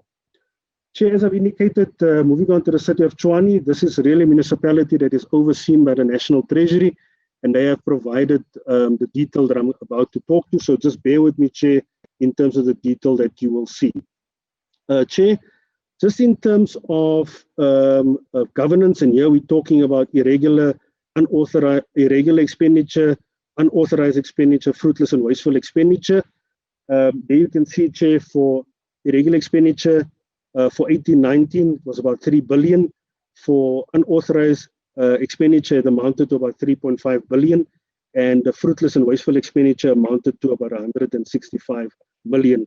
Chair, currently the corrective measures that are being adopted by the city, and I think working very closely with the administrative team that has been put on the ground, is the monthly monitoring and immediate application of corrective measures, and that we are seeing coming through quite strongly.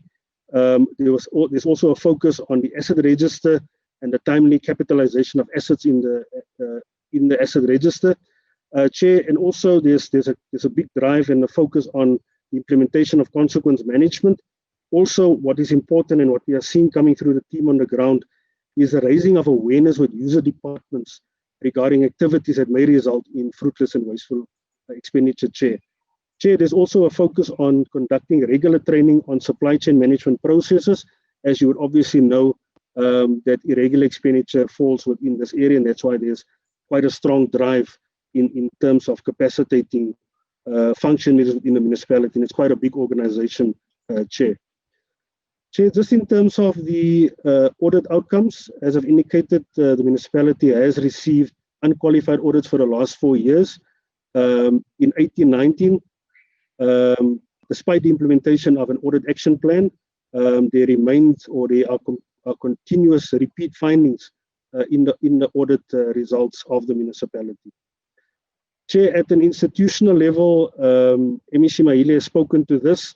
I think for me, from a financing perspective, is just to talk about the MSCOA support that, and in fact, the municipality is actually far behind in terms of MSCOA compliance. And when you look at some of the other municipalities where we are working very closely, they're actually performing better than a city at some point in time. But I know the administrative team working with the CFO and the National Treasury is focusing on this area, and also obviously looking at the financial system of the municipality to accommodate the MSCOA requirements. Chair, just in terms of the financial results, I just quickly want to talk about the collection rate of the municipality that has deteriorated over the last couple of years. And as MEC Mahile has indicated, there's quite a drive from the administrative team to try and improve that over the next couple of months. Chair, then also what the city has opted for with the National Treasury is a voluntary financial sustainability plan to enhance its finances, and that is also accompanying the turnaround in the finances of the municipality. And really the financial sustainability plan is almost something similar, Chair, to a financial recovery plan developed by the National Treasury. In fact, the National Treasury did assist them in terms of the development of a financial sustainability plan. Chair, and then just in terms of the financial health, in terms of the adopted budget outcomes, and here we're talking about the budget for the current financial year, 2020-2021. So what the team has achieved on the ground, when we look at the 3 areas that we look at, Chair, in terms of the budget, which is credibility, the budget has been found to be credible, and when you look at the budget is also funded in terms of Section 18 of the MFMA. When you look at the relevance of the budget, and here we're talking about the IDP alignment, what the team has achieved on the ground is that the budget, the STBIP is aligned to the IDP from the assessment done by the National Treasury. There's also an alignment to the NDP, the provincial and the city's objectives. Chair, when you look at the sustainability, cash coverage is less than 1 month, and I think what MEC Mahile has indicated is there's efforts on the ground by the administrative team to try and improve that going forward. And also the collection rate for the 2021 budget is about 90%. Chair, the other matters is just in terms of the COVID-related challenges, and then just talking to the city's finances in terms of the collection rates, which I've spoken about, Chair. And then, Chair, very importantly, it's just the issue around the impact of on the service delivery side, that the National Treasury is pointing to the court ruling on the cancellation of the Glad Africa contract, and obviously how that has impacted on the management of the capital budget and the infrastructure projects within the city of Chuwani. Chair, let me end on that note. MEC, I don't know if there's anything that you want to add, but that brings me to the end of the presentation. Thank you very much, Chair. Thank you very much. MEC, any comment? Thank you, Chair. Chair, I think thanks for affording us this opportunity to present the issues on the municipality. And Chair, I think the key thing is the revenue collection that remains a concern in our municipality. And it's worse now during COVID-19. They show that we need to strengthen that area, and I'm sure Owen have touched on it, even in our current policies. And I think it's something that at the end, all of you as NCOP delegates, we must have a way of dealing with this issue. And as Gauteng Provincial Treasurer, we've been assisting municipalities to achieve their financial sustainability. Owen touched on the measures that we have done. And one of the most important recommendations that we need to adhere to is to make sure that we attain the equitable shares at the national. Hence, we are trying by all means to assist them to have a funded budget, although our budget is still unfunded, but we always make presentations to the National Treasurer about that. Even today, we have raised with the Minister this morning that he must talk about municipalities tomorrow and the assistance thereof that they should do to assist us.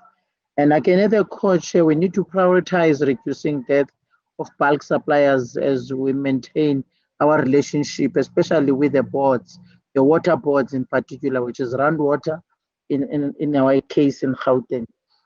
And again, we would like to encourage municipalities from this unfunded to move away and adopt unfunded budgets. It's very difficult, but we always have those sessions that we assist in that area, and because they have implications, and we are able again to pick up red flags from AG on the issues that are being raised in relation to the attainment of the equitable share. And we need again to be able to assist our municipalities manage their finances in ensuring that they deliver services to the communities. Because even the trenches that are coming from the national government are the trenches that they are supposed to be pushed towards service delivery, not for salaries. And hence we have to be hands-on on that. Another issue, Chair, which I think is the issue, myself and MEC Maile, we believe that we have been in touch with these municipalities, but the issue that we want you to look into, the powers and functions of us, including municipalities, in recouping monies that are being owed and that we have lost during the financial misconduct of some of our officials that are working in these municipalities. We are grappling with that issue, and it's the issue that we need to address and resolve it. Thank you, Chair. Thank you very much. Honorable members will now move on to comments, questions and observations.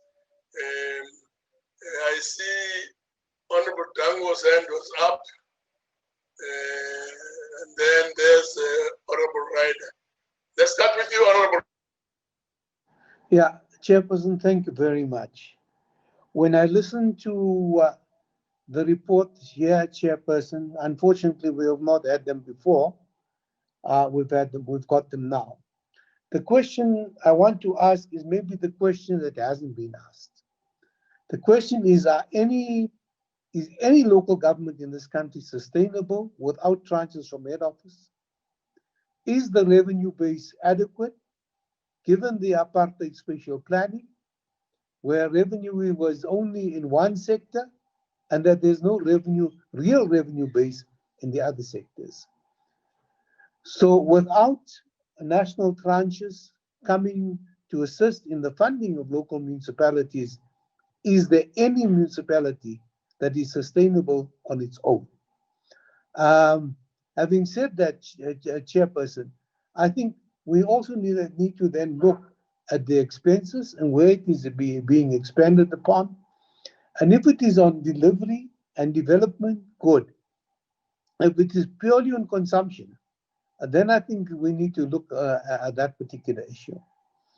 Chairperson, with that, the question I want to really ask, are any of these municipalities, from an accountancy perspective, considered to be a going concern in its present makeup without national intervention or national subsidization?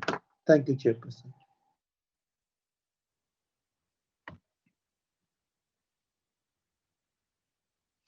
Thank you, Chair. You are on mute, but I read lips and I saw that you said my name. Thank you very much. No problem. Sorry about that. No problem. Please proceed. Thank you. MEC and Mr. Witbooi, thank you very much for your presentations, which I think were honest and frank, and I applaud that. I just want to ask a couple of quick questions. Going to Mfuleni, you pointed out the issue of limited capital funding or funding for capital projects out of own budget, and the fact that the majority was reliant on MIG and RBIG, which is I think understandable. I'm just wondering how much the municipality is spending on maintenance, and is it sufficient? Because essentially that is what's caused the problem, as far as I can understand, in terms of the backlog of sewer and electricity, which I think Mr. Maile will be surprised to know is more as a result of the electricity department at Mfuleni not being able to procure spare parts than having a problem to do with Eskom. So yeah, if you can just talk about the maintenance budget for me briefly. Then the question, there was a judgment taken against Mfuleni recently on the basis of their smart meter project. That judgment caused an immediate debt or demanded an immediate payment of 492 million rand. I just want to know how that's going to be catered for within the budget, specifically considering that the interest accruing on that that amount is 135,000 rand per day. Beg your pardon, is 135,000 rand per day. And obviously that needs to be settled sooner rather than later. And I'm sure that's going to impact service delivery as well. I'm glad you pointed out the issues around invoicing and billing. You mentioned it to do with government departments. I think that residents are feeling the same problem where they, it's lucky dip as to whether you get a bill. And of course, because of that smart meter project that hit the wall with meters being bridged, there was no real ability to assess utilization on electricity. So numbers have been kind of done on an estimate basis. So I'm pleased that that's being addressed. I just wanted to place on record that there's something positive that's come out of that presentation, certainly. Moving on to Sedibeng. Yeah, look, I think that you pointed out the fact that it's a heavily loaded organizational structure. And the problem is that Yunus Chamda was the municipal manager there when I was a councillor at Sedibeng. Way back in 2014, he issued a report that said exactly this. And that report was sent up to COGTA nationally following our council meeting where the report was adopted. And he said that the organizational structure was bloated. And he gave the reasons for that as well, the historical reasons. But we're now sitting 6 years later and there's been no real change. So just what is the plan in terms of whittling away at their massive staff costs and fairly low productivity? On Chuwani, I was just, I'm a little bit out of the loop with the Glad Africa judgment. I'm not sure if that amount has been settled yet. Just in terms of the court judgment today, is there money in the kitty? Will those councillors receive back pay all the way back until April when that court judgment was initially taken, that was appealed against, which we got the judgment on the appeal today? So if you can tell us what's going to happen with those councillors and their salaries. Thank you, Chairperson. Thank you very much, Honorable Kenan Zamai. Thanks, Chairperson. Chairperson, I just want to ask MEC, because the municipality of Mfuleni is in ICU, is dead. Does the municipality have a plan, participation strategy and revenue collection? Zone 7, a small farm, but what electric for more than a year now. What is the strategic plan to see municipality as it's proven is falling apart? Or bagetsa ngore itsuge municipality. I want electric, they cannot even go to the clinic or hospital. Is a problem, municipality issue. King municipality or get the government or municipality on appeal because usually. I thank you, Chair. Well, thank you very much. Let's go back to the MEC and the team. Thanks, Chair. Yes. Chair, I would ask Owen to start and answer some of the questions. Then I will come after Owen. Thank you. Okay. Owen. Thank you very much, Chair, and thank you very much, MEC. Certainly very good questions in terms of asking about the viability of municipalities and whether any of the municipalities are viable. I think, Chair, what is important to note, and I think for many of the members who have been involved in municipalities.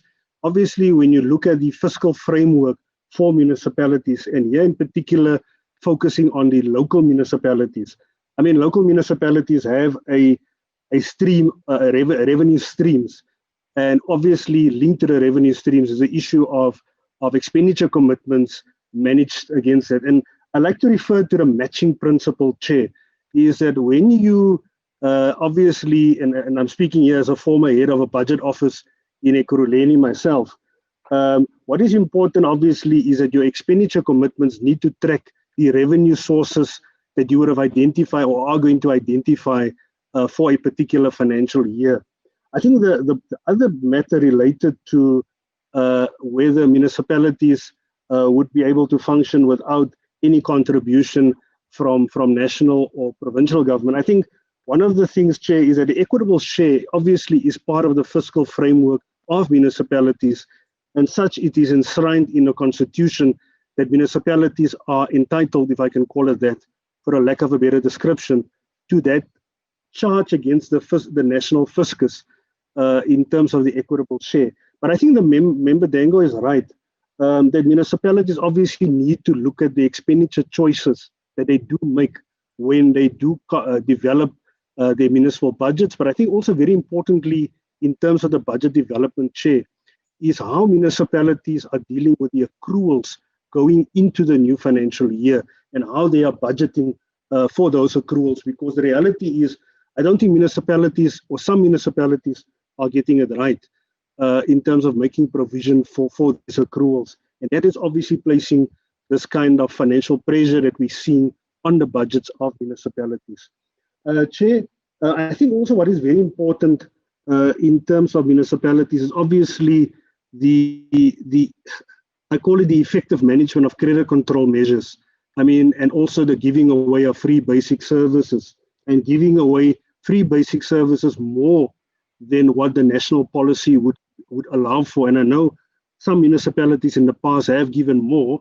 The unfortunate part is obviously the equitable share only takes into account what is in terms of the national policy guideline, and that obviously has impacted on our municipalities later on in the latter part of the financial years that we've seen. Chair, member Ryder's question in terms of the funding, obviously because of Emfuleni's limited funding, they are unable to provide more from the internally generated funds through their own revenue sources to finance some of the capital projects.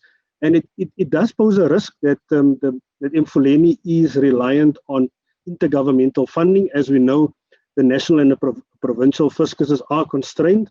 So certainly one would like to see going forward that municipalities, dig a bit more deeper into their own revenue streams or plan more better to finance some of their capital requirements from their own fiscal base.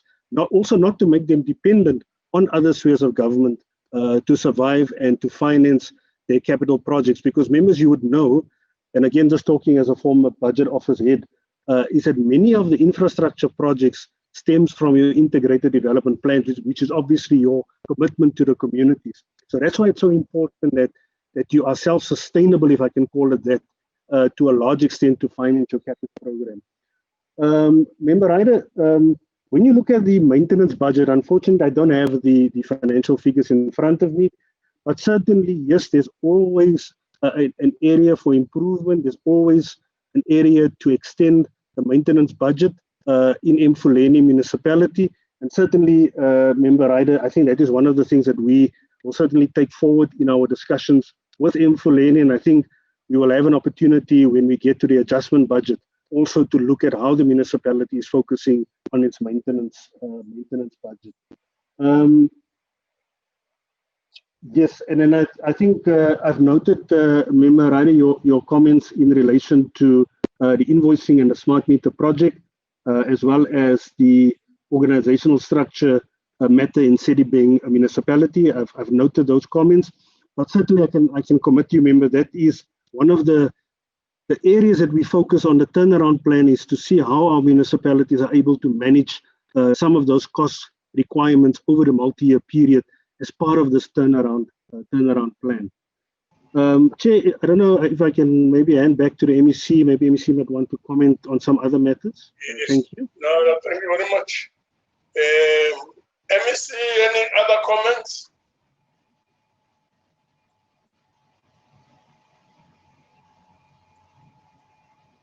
Thank you, Chair. I think, Chair, we have noted the points that honorable members are raising, and these are the points that we have been working on them, even ourselves as the provincial government. The only sustainable municipality as it stands now is Mid-Valley and Ekurhuleni. Those are the two that at least we can stand up on top of the roof and say, this is where we are doing so well.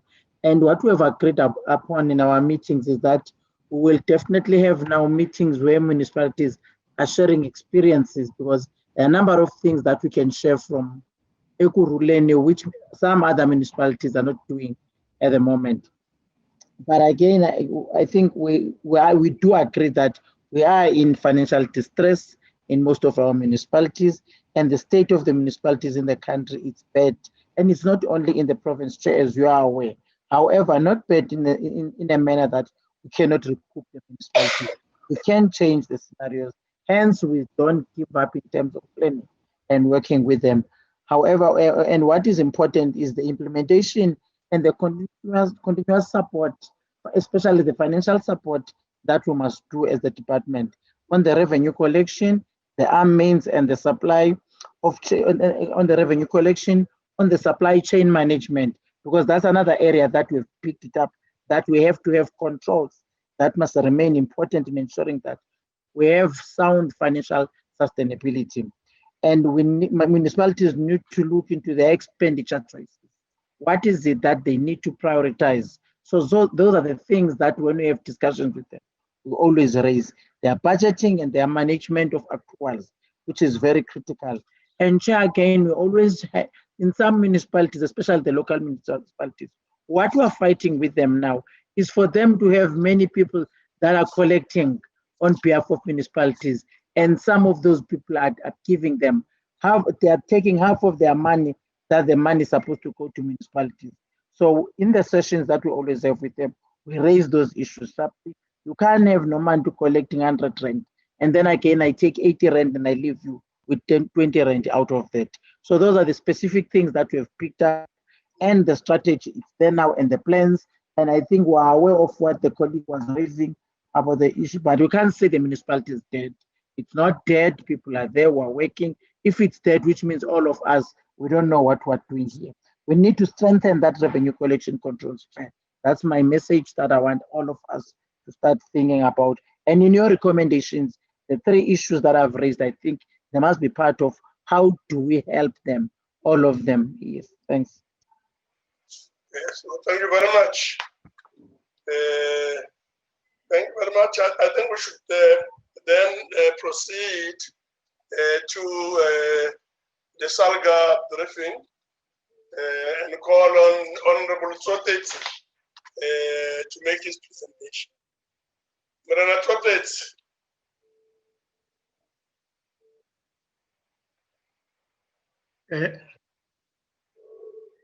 Thank you very much, Chairperson. As I've already greeted all who are participating in the process of this briefing, I just want, Chair, as an introduction, indicate that local government has come under a lot of scrutiny recently, perhaps necessarily so, as this is the most visible sphere and at the coalface to the people. In addition, our system of wall-to-wall municipality means that all developmental work happens within a ward and in a municipality. One way or another, almost all services our people receive or do not receive from government find the most concrete expression at municipal level. The South African Local Government Association has noted with concern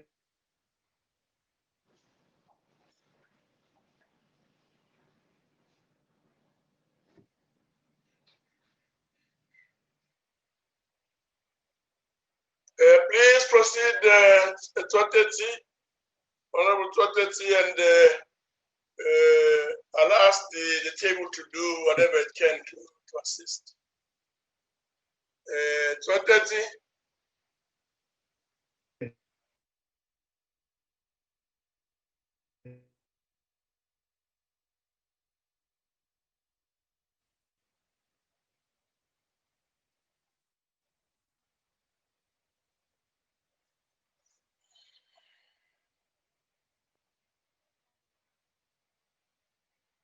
Bagatusango abatuse.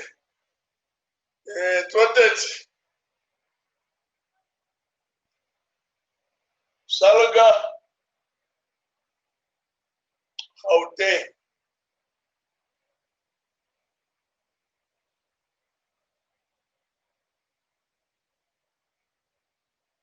Salga Gauteng. Twateti.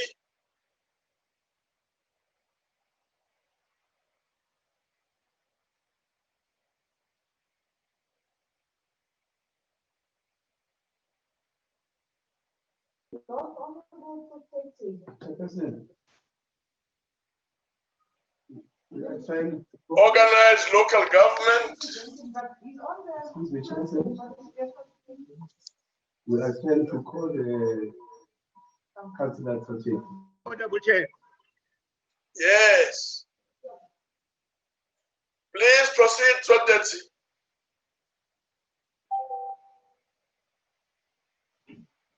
Excuse me, Chairperson, yes, disconnected. We are trying to call you.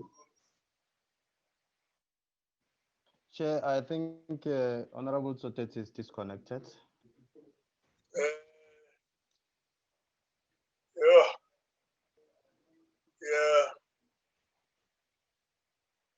Maybe now that we don't have Twateti on our screens, we may have to move on.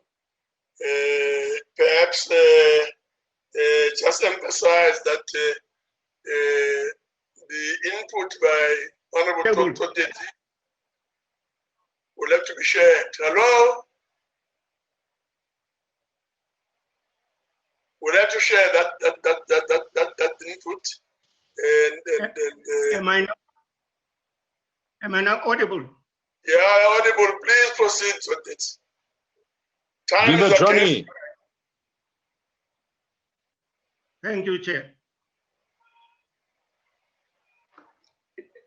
Furthermore, the Auditor General's report illuminates the lack of accountability, non-compliance with supply chain management, increased unauthorized, irregular, wasteful, and fruitless expenditure without consequence management, and also without making sure that the Auditor General's recommendations are implemented. The results confirms that the Municipal Audit Support Program developed by SALGA for municipalities requires a much more rigorous and intensified approach, especially for most struggling municipalities. It is essential that SALGA works well with COCTA and Treasury through the Operation Team Audit Program. Joining resources between our respective agencies will yield better results. Since 2010, our province used to pride itself as compared to others that none of our municipalities has experienced an application of 139 intervention due to lack of poor financial management or inability to execute obligations as outlined in the Constitution. Unfortunately, we have currently seen 3 of our municipalities in the province subjected to Section 139. This indeed is a problem that we are facing. We're trying by all means to make sure that we reverse what is currently taking place. As SALGA, we don't condone Section 139 as a corrective measure to resolve challenges in municipalities. Instead, we are of the view that collaboration between the three spheres of government through support and monitoring, as advocated in Section 154 of the Constitution, and district development model should be encouraged to address challenges in municipalities. Of particular concern in the AG report is the high level of non-compliance with the key governance legislation, political administrative instability, high vacancy rate in senior positions, high level of unauthorized, irregular, fruitless, and wasteful expenditure without consequence management. Our observation is that outcomes of the 2016 election has introduced a phenomenon of coalition governments, more especially in our province, wherein there are no outright majority in some municipalities. We therefore propose that there is a need to develop a regulatory framework to manage coalition government in our municipalities.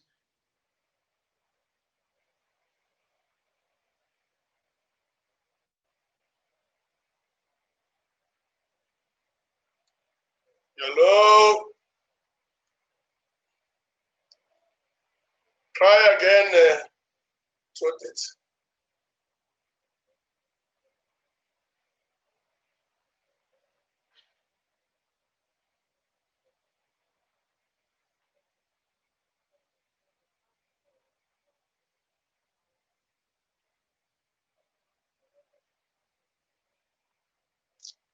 Okay.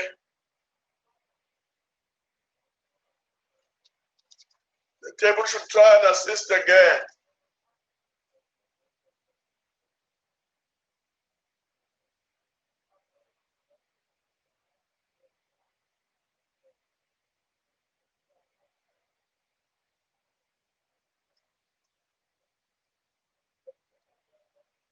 So that's it. One trying to make contact with him again. Sarga, hello? He is disconnected. Disconnect again, okay. We'll share the input with everybody. I guess what we should do now is to move on to. I'm back again, Chair. Okay, he's back, Chair. I'll give you the last chance now. This is the last chance. I think it's not on my side, Chair, but nonetheless, I agree with you. If it doesn't work now, we'll move on to Honorable Dang, but let's give you a chance. Thank Please you, proceed. Whereas almost all municipalities have established MPECs, they in most instances are undercapacitated, both financially and administratively. Their oversight recommendations have no binding effect, with very little to no follow through or execution.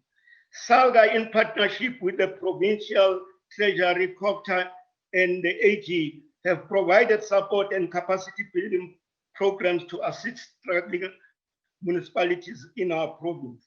Furthermore, we have also provided support to the establishment of disciplinary boards in almost all municipalities to address financial misconduct and consequence management. The AG has highlighted the deteriorating financial health of our municipalities, categorized as financially vulnerable. Many struggling to pay, some creditors, including but not limited to ESCOM and rainwater. This is exacerbated by many municipalities struggling to collect revenue. Some municipalities in the province struggle to pass credible funded budgets to assist.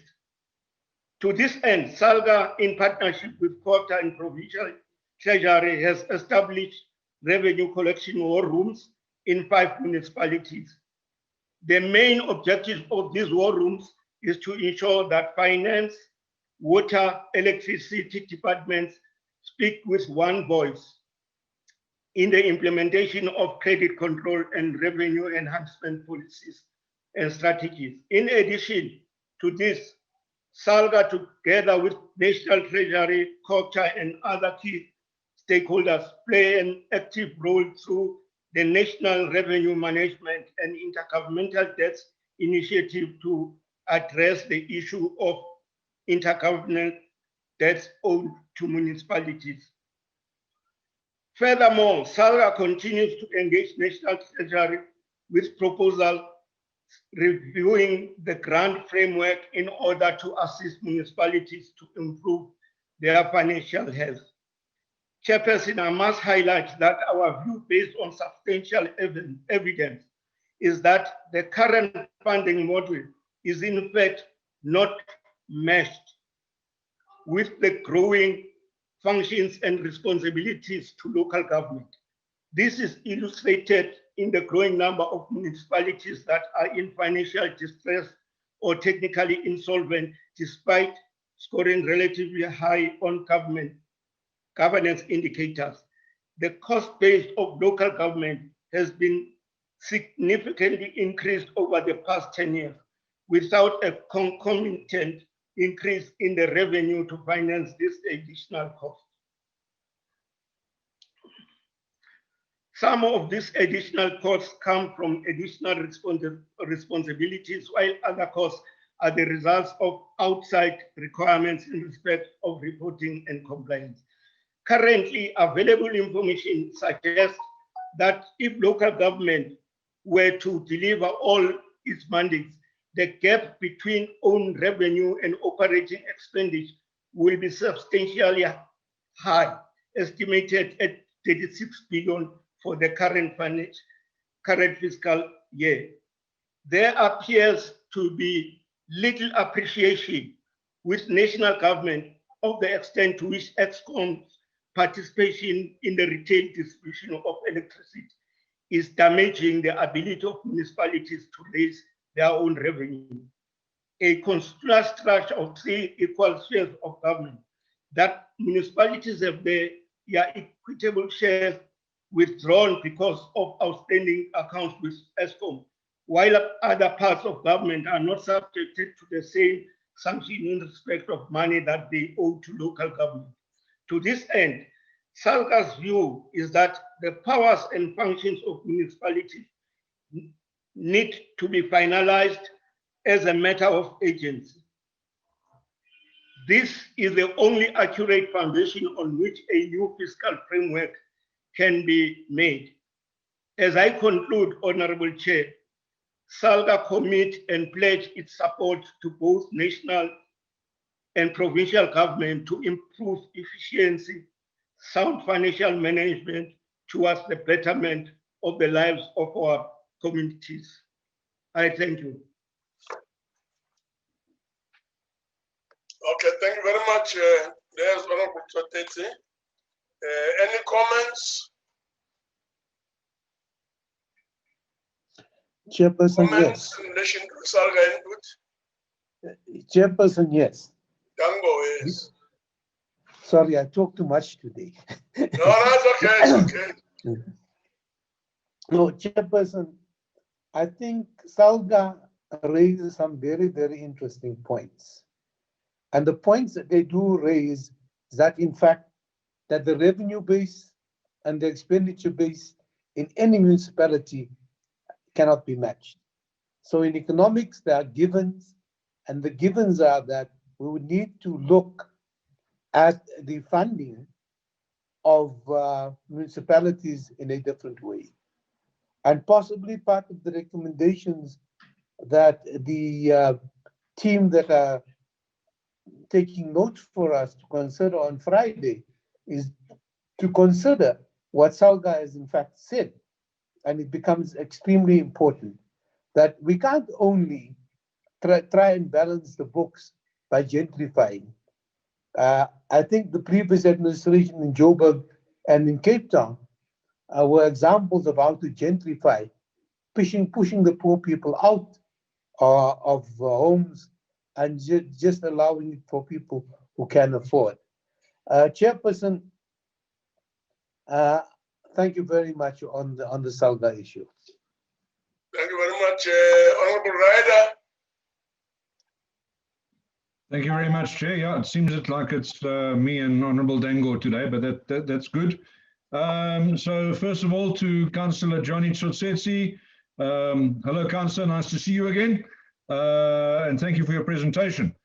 I want to ask a quick question about the war rooms that he suggested. And I want to hear how that war room is.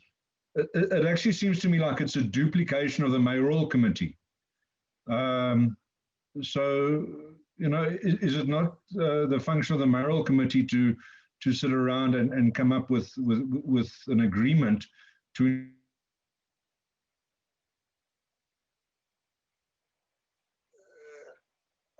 Honorable Ryder.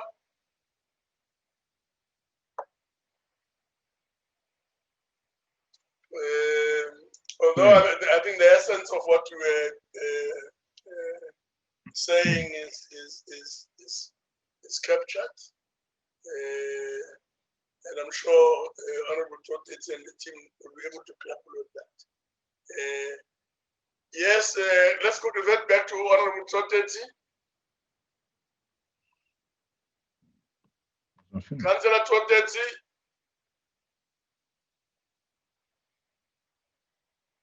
And the team.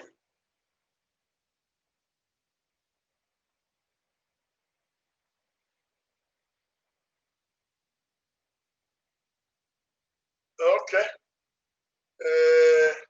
I guess the points made by both Honorable Dango and Ryder can also be taken as comments on revenue and expenditure and the question of structures, whether we can do without war rooms and just utilize mayoral committees or mayoral committees versus the role of war room. Honorable members, if there are no other comments, we'll have to move on. Time is against us, and we'll have to do with the information that we've gathered thus far and the points that have been made in the course of the presentations and the discussions. Honorable Tsotsetsi, are you there? No.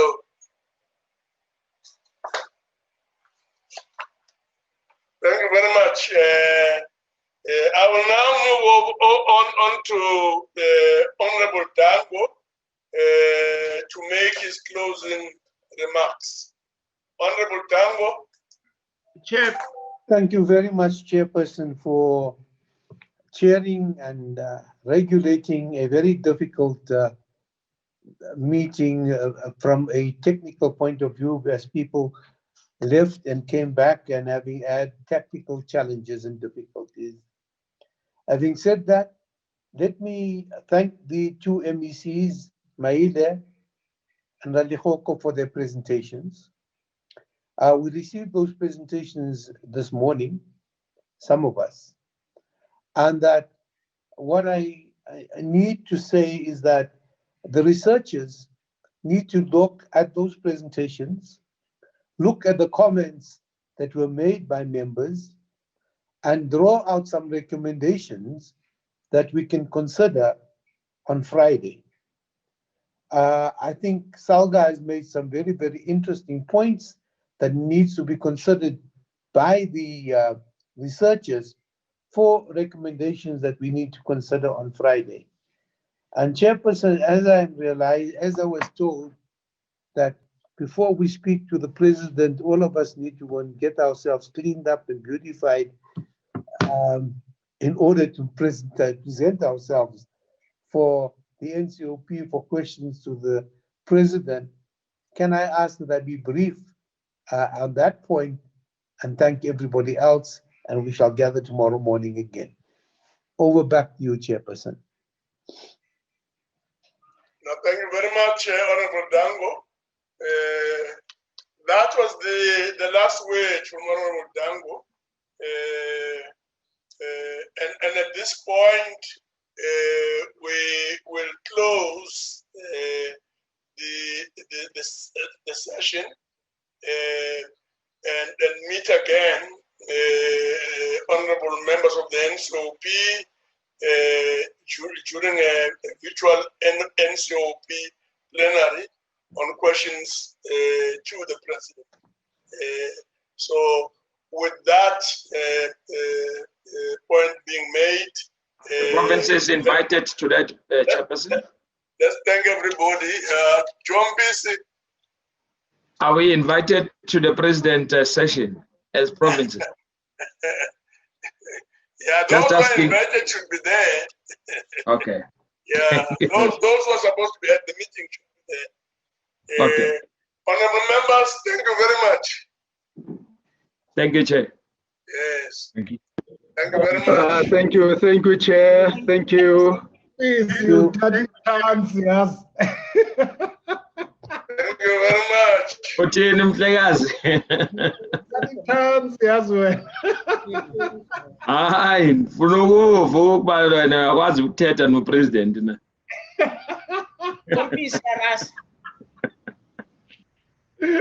Enjoy your lunch. Thank you. Sure. Yeah. Jumpy Serasa.